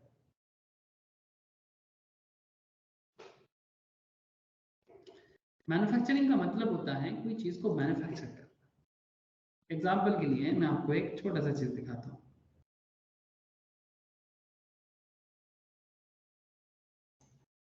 जैसे मानो एक कोई फ्लास्क दिख रहा है मुझे, ठीक है, ये फ्लास्क है। अब अगर आप देखोगे तो ये फ्लास्क में आपको वारंटी भी मिल जाएगा। अच्छा, ये फ्लास्क बनाने वाला कोई कंपनी है तो वो क्या हो जाएगा, जैसे पीजियन, पीजियन इसको मैन्युफैक्चर कर रहा है। हेलो, ये हो गया मैन्युफैक्चरर। अच्छा, फ्लिपकार्ट कौन है? सर ये तो बेसिकली इंटरमीडिएरी सेलर है, third party, third party seller है। इसका ओरिजिनल सेलर और भी कोई है। मतलब जो इस पीजियन का फ्लास्क को बेचेगा वो एक्चुअल में ये है, ये देखो मिथन ग्लोरी रिटेल बोल के कोई कंपनी है, वो मेन सेलर है। यही बेसिकली इसको सेल करेगा फ्लिपकार्ट के थ्रू से। ठीक है, तो कंपनी है पीजीएन, सेलर है मिथन ग्लोरी, सेल करेगा फ्लिपकार्ट के थ्रू से। तो ये लोग कौन हो गया? ट्रेडर। हेलो, ये मिथन ग्लोरी, फ्लिपकार्ट, ये लोग कौन हो गया? ट्रेडर या इंटरमीडिएरी। ठीक है, लेकिन सर ये मैन्युफैक्चरर भी समझ में आ गया, ट्रेडर भी समझ में आ गया, लेकिन यहाँ पर सर्विस वाले कहाँ है, मतलब कॉमर्स कहाँ है, बताते हैं सर। तो यहाँ पर आपको कहीं पर भी दिख रहा है क्या वारंटी वगैरह? हेलो, इसमें नहीं है तो किसी और चीज में तो जरूर होगा, टीवी वगैरह में हो जाएगा। ध्यान से देखो, मिल जाएगा। ये देखो, टीवी खरीदने जाएगा लोग, बिना वारंटी का थोड़ी टीवी होगा। 1 year warranty on product and 6 months on accessory, ठीक है। तो ये बिना वारंटी का टीवी नहीं है। अगर टीवी में कुछ गड़बड़ होगा, सर्विस मिलना चाहिए, ये सुनो। हेलो, अगर कोई कंपनी आपको हाँ फर्दर सर्विस के बिना टीवी बेचेगा, आप खरीदोगे क्या? नहीं ना। अच्छा, फिर देखो, आपको एक्सचेंज ऑफर भी मिल रहा है, पुराना टीवी दो, नया टीवी लेके जाओ, ठीक है, थोड़ा सुविधा मिलेगा। बैंक ऑफर देखो, बैंक ऑफर, सर अगर आप डेबिट कार्ड ईएमआई ट्रांजैक्शन लेना चाहते हो तो आपको 10% का ऑफर है। या फिर साथ में आप और भी देखो, अब नो कॉस्ट ईएमआई ले सकते हो, ठीक है। अच्छा, अगर अच्छा, डिलीवरी पार्टनर जो आपको घर पे, अगर आप आज ऑर्डर करते हो तो आपको कब तक पहुंच जाएगा? जैसे मेरे एड्रेस पे 27 जनवरी तक पहुंचा देगा डिलीवरी पार्टनर। तो delivery, warranty, bank options, EMI options, हाँ, ये सब क्या है? ये सब बिजनेस को, मतलब ये टीवी मार्केट में सेल हो, इसको सेल होने के लिए ऑक्सिलरी टू ट्रेड बोला जाएगा। इसको क्या बोलेंगे सर? इसको ऑक्सिलरी टू ट्रेड। मतलब सिर्फ बेचने के लिए आने से बेचेंगे नहीं, बेच नहीं पाएंगे, उसके साथ जुड़ा हुआ कुछ सुविधाएं होना चाहिए, जैसे कि बैंक ऑफर, जैसे कि डिलीवरी ऑफर, जैसे कि वारंटी ऑफर। इनके बिना प्रोडक्ट सेल ही नहीं होगा। और ये सब जो ओवरऑल बिजनेस कॉन्सेप्ट को डेवलप करता है, इसे कॉमर्स कहते हैं सर। हेलो, कुछ समझ में आया सर? ये होता है बिजनेस। सिर्फ टीवी बनाने से टीवी नहीं बिकेगा, और सिर्फ बिकने के लिए दुकान लगाने से नहीं बिकेगा, साथ में ये सब सुविधाएं भी देना पड़ेगा, तब जाके बिकेगा, तब जाके उसको कॉमर्स कहते हैं। फिर कितना तरह का बिजनेस बनाओगे? Micro, small, medium, large. Local business करोगे कि नेशनल या मल्टीनेशनल? ओनरशिप कैसे रहेगा? सरकार का, स्टेट गवर्नमेंट का, पब्लिक सेक्टर का, प्राइवेट सेक्टर का, sole proprietorship, partnership, company, corporate sector, क्या बनाओगे? मार्केट, नेचुरल रिसोर्सेज से बनाओगे? इक्विपमेंट कहां से जुगाड़ करोगे? कमोडिटी इंडिया से मिलेगा कि बाहर से? कैपिटल मार्केट, मतलब स्टॉक मार्केट के थ्रू से पैसा जुगाड़ करोगे? लेबर कहां से जुगाड़ करोगे? प्रोडक्ट कहां से सेल करोगे? ये सब चीजें जानना है। स्टेक होल्डर्स, कौन एंटरप्रेन्योर है, प्रोमोटर कौन है, कस्टमर कौन है, इन्वेस्टर कौन है, बिजनेस ओनर कौन है, डायरेक्टर कौन है, शेयर होल्डर कौन है, मैनेजर कौन है, एम्प्लॉइज कौन है, सप्लायर कौन है, लॉ रेगुलेशंस क्या है, पॉलिसी मेकर्स कौन है, सपोर्टिंग एक्टिविटी क्या हो सकता है, facilitating organisations and society at large, overall concept. मतलब एक बिजनेस का कौन कौन स्टेक होल्डर होता है? बिजनेस सिर्फ बिजनेस का नहीं होता, एक बिजनेस एंटरप्रेन्योर का भी है, एक बिजनेस प्रोमोटर का भी है, कस्टमर का भी है, इन्वेस्टर का भी है, बिजनेस ओनर का भी है, डायरेक्टर का भी है, शेयर होल्डर का है, मैनेजर का है, एम्प्लॉय का है, सप्लायर का है, लॉ का है, पॉलिसी मेकर का है, सपोर्टिंग फैसिलिटीज लोगों का भी है, सोसाइटी एट लार्ज, सबका है बिजनेस। टाटा सिर्फ टाटा अकेला का नहीं है सर, टाटा सबका है। कहीं ना कहीं ये सभी लोग टाटा से कनेक्टेड हो जाते हैं। Function, production, operation, marketing, accounting, finance, taxation. इसको पूरा बिजनेस एक्टिविटी को चलाने वाले लोग कौन है? प्रोडक्शन करना है तो बिना इंजीनियर का प्रोडक्शन कैसे करोगे? हाँ सर, इलेक्ट्रिकल इंजीनियर बिना इलेक्ट्रिसिटी कैसे पैदा होगा? मैकेनिकल इंजीनियर को छोड़ के मैकेनिकल काम कैसे करोगे? ऑटोमोबाइल इंजीनियर छोड़ के ऑटोमोबाइल कैसे बनाओगे? कंप्यूटर इंजीनियर छोड़ के कंप्यूटर कैसे बनाओगे? ऑपरेशनल मैनेजर के बिना कैसे मैनेज करोगे? मार्केटिंग वाले लोग नहीं होगा तो मार्केट कैसे करोगे? अकाउंट्स, फाइनेंस एंड टैक्सेशन नहीं रहेगा तो हिसाब कैसे करोगे? सरकार का पैसा कहां से जुगाड़ करोगे बिजनेस के लिए? सरकार को टैक्स कैसे दोगे? और ह्यूमन रिसोर्स मैनेजमेंट, ऑर्गेनाइजेशंस में किसको जॉब देना है और किसको जॉब नहीं देना है, मतलब whom to hire, whom to fire, who is the eligible right person for the right place, ये चूज करने वाले जो ऑर्गेनाइजेशन, मतलब जो डिपार्टमेंट होते हैं उसे ह्यूमन रिसोर्स डिपार्टमेंट कहते हैं, एचआर डिपार्टमेंट। एक बिजनेस क्या कर सकता है? फोकस, कंपनी बनाओ, एंटरप्राइज वाइड बनाओ, पर्टिकुलर बिजनेस लाइन वाइज बनाओ, या पर्टिकुलर कोई फंक्शन में करो, फोकस रखो, तब जाके बना पाओगे। समझ सकते हो सर बिजनेस वर्ल्ड? हेलो, आप लोग बिजनेस वर्ल्ड को समझ पा रहे हैं कि नहीं समझ पा रहे हैं? हाँ सर। Yes sir. तब जाके बिजनेस सरवाइव करेगा धीरे धीरे, profitability, growth, sustainability, social responsibility, governance. Governance मतलब रूल्स रेगुलेशंस फॉलो करके कंपनी को चलाने को गवर्नेंस कहते हैं। वैल्यू एंड एथिक्स मतलब पैसा के चक्कर में, प्रॉफिट में चक्कर के 2 नंबरी नहीं करना है, दूसरे को लूटना नहीं है, एक ऑनेस्ट सर्विस देना है। वैल्यू एथिक्स ये किताबी बात नहीं है, ये सामाजिक कल्चर है, मोरल वैल्यूज है। मोड ट्रेडिशनल मोड में दोगे, फिजिकल मोड में दोगे, ब्रिक्स मॉडर्न मोड में दोगे, डिजिटल या ऑनलाइन प्लेटफॉर्म के थ्रू से सर्विस दोगे, इन स्टोर दोगे, कैसे दोगे सर्विस, कैसे दोगे, कैसे बिजनेस करोगे। अंडरलाइन डिसिप्लिन, आप जो बिजनेस करोगे उसमें इकोनॉमिक्स का क्या कॉन्सेप्ट है, लॉ का क्या कॉन्सेप्ट है, फिलोसफी क्या है बिजनेस का, साइकोलॉजी क्या है, सोशियोलॉजी क्या है। एक बिजनेस करना मतलब सिर्फ बिजनेस नहीं, बिजनेस मतलब इकोनॉमिक्स भी है, बिजनेस मतलब लॉ भी है, बिजनेस मतलब फिलोसॉफी भी है, बिजनेस मतलब साइकोलॉजी भी है, बिजनेस मतलब सोशियोलॉजी भी है। एक बिजनेस को अंडरस्टैंड करना मतलब इतना सारा चीज को अंडरस्टैंड करना। एक बिजनेस के पीछे हजारों कॉन्सेप्ट बना हुआ है सर, लेकिन मैं आपको बस मेन पॉइंट पे फोकस कर रहा हूँ। ठीक है, अब ये तो था आज का इंट्रोडक्शन डिस्कशंस। नेक्स्ट क्लास हम लोग आपसे बात करेंगे सर, मैं ये नोट्स आप लोगों को शेयर करूंगा, आप लोग एक बार पढ़ के रखिएगा। नेक्स्ट क्लास में आपको economic and non economic activity के बारे में बात करूंगा।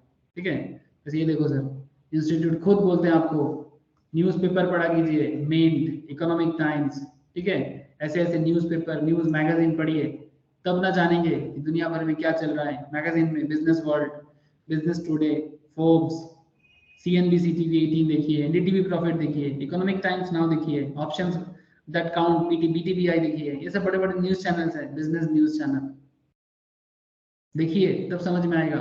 As a chartered, as a company secretary, is a very utmost necessity to all of you. Next class में मैं आपके साथ इकोनॉमिक या नॉन इकोनॉमिक एक्टिविटी में बात करूंगा। ठीक है, फिर आपसे डिस्कस करूंगा कि एक देश को बनाने के लिए इकोनॉमिक एक्टिविटी का जरूरत कितना है, साथ में नॉन इकोनॉमिक एक्टिविटी का जरूरत कितना है। ओके, बोलो सर, समझ आ रहा है? जी सर। ठीक है सर, आज मैं इतना ही रख रहा हूँ, बाकी डिस्कशन नेक्स्ट क्लास में होगा, फ्राइडे वाले क्लास में। ठीक है, अच्छा शेड्यूल, एक न्यू शेड्यूल बन सकता है, तो बहुत ज़्यादा चेंजेस नहीं होगा, अगर कुछ चेंजेस होगा तो बता दिया जाएगा, अदरवाइज आप लोग समझ जाओगे। ठीक है सर, अच्छा असीमा थोड़ा रुक जाना, ठीक है, बाकी लोग आ सकते हो sir. Tata, thank you sir. Thank you sir, good night sir. Good night sir ji. Ma'am का तबीयत कैसा है? मैम अभी ठीक है, कल से शायद क्लास ले पाएंगे। अच्छी बात है सर, ठीक है, ओके सर, ठीक, बाय। ओके सर, हाँ।